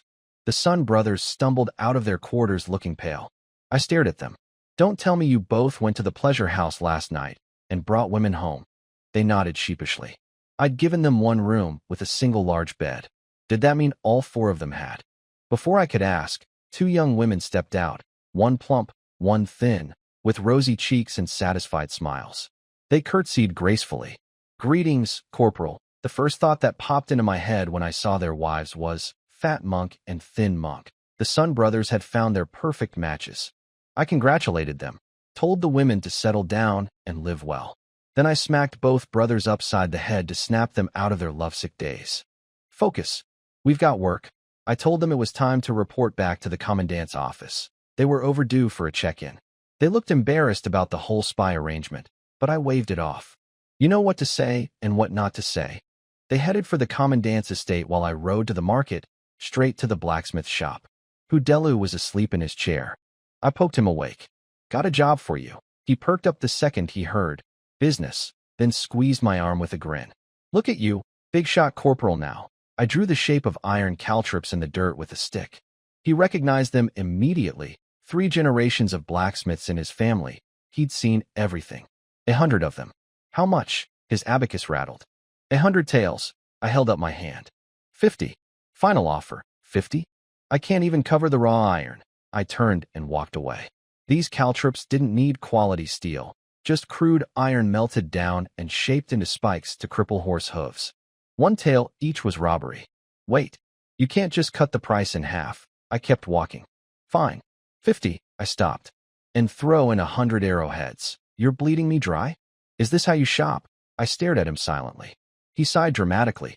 Consider the arrowheads a gift for our local hero. You've made all of Wuchuan proud. I paid him on the spot and asked if he'd ever thought about relocating his shop. What I really wanted was a dedicated blacksmith in my village, someone to forge weapons for my men. But he wasn't interested yet, and I wasn't ready to push it. I'd revisit that later. I bought another 100 pre-made arrows, filled my quiver, and waited for the Sun brothers. When they arrived, I distributed arrows to them. That shot Sun Ming had made in the cave yesterday proved they were both decent archers, better with bows than swords. I'd have them train the others in archery going forward. Everything was coming together. The trenches were done, the stake pits concealed under grass and snow. Once the caltrops arrived, both villages would be locked down tight. Any Wuan raiding party would ride straight into a death trap. We were barely through the village gate when a crowd of excited villagers swarmed us. Corporal, the Wuan came. Go look. My whole body tensed. Where? At the pass. The trenches. They're all dead. It's horrible. I blinked.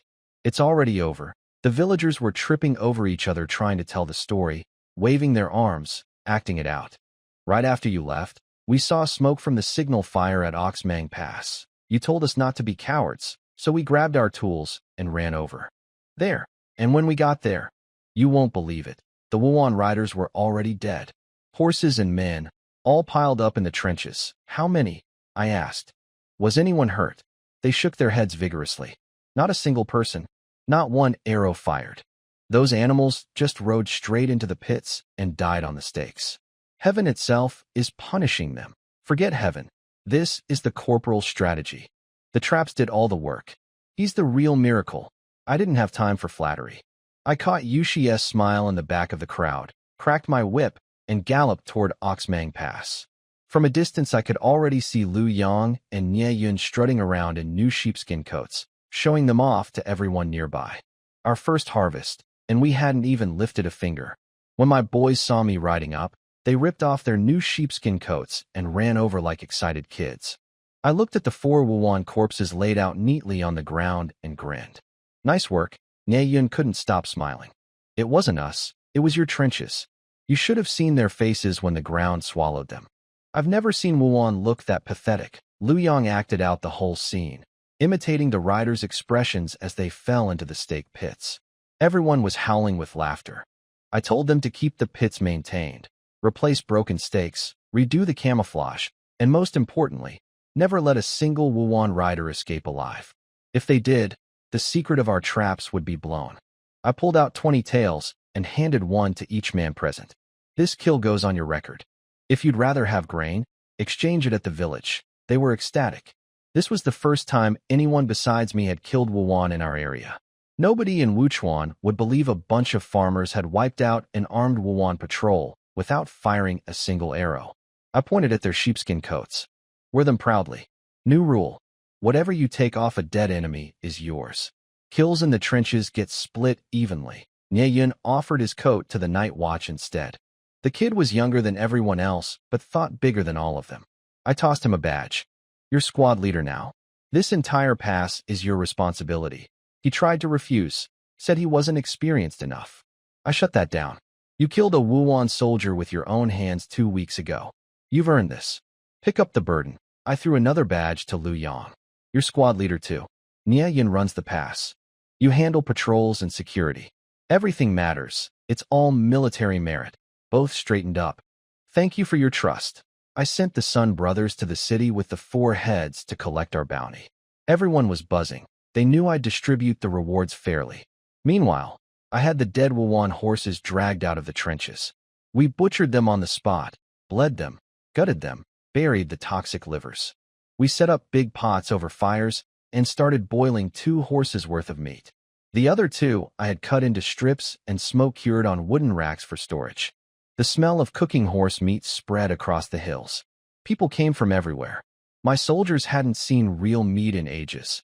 Even the Quishan villagers had only eaten that 1 deer I'd hunted weeks ago. Songshan people hadn't tasted meat in nearly a year. Kids crept up, drooling. Corporal, can we just smell it? We won't eat any. Just let us stand close. I put on a stern face. No. They flinched and hid behind their parents. Go home and get your bowls. Everyone who helped dig trenches gets meat. Smelling it without eating. What kind of nonsense is that? Both villages erupted in cheers. The corporal is like a father to us. Don't say that. I haven't finished living this life yet. Yushi arrived with a jug of my favorite strong liquor. 2 horses gave us nearly 1,000 pounds of meat, enough for 2 pounds per person across both villages. The smoked portions I kept exclusively for my soldiers. They were training hard every day and needed the protein. Without enough meat, the exercise would break them down instead of building them up. I saved plenty for the Sun brothers. They didn't return until near dark. Nie Yin spotted them first and called out, but they didn't answer. I ran over immediately. Something was wrong. Both were slumped on their horses, barely conscious. Arrows stuck out of their backs. I pulled them down carefully. Sun Ming, what happened? Sun Quang answered weakly. Bandits. Strong ones. The villagers with us are dead. They took the bounty, the money, the grain, everything. Please save my brother first.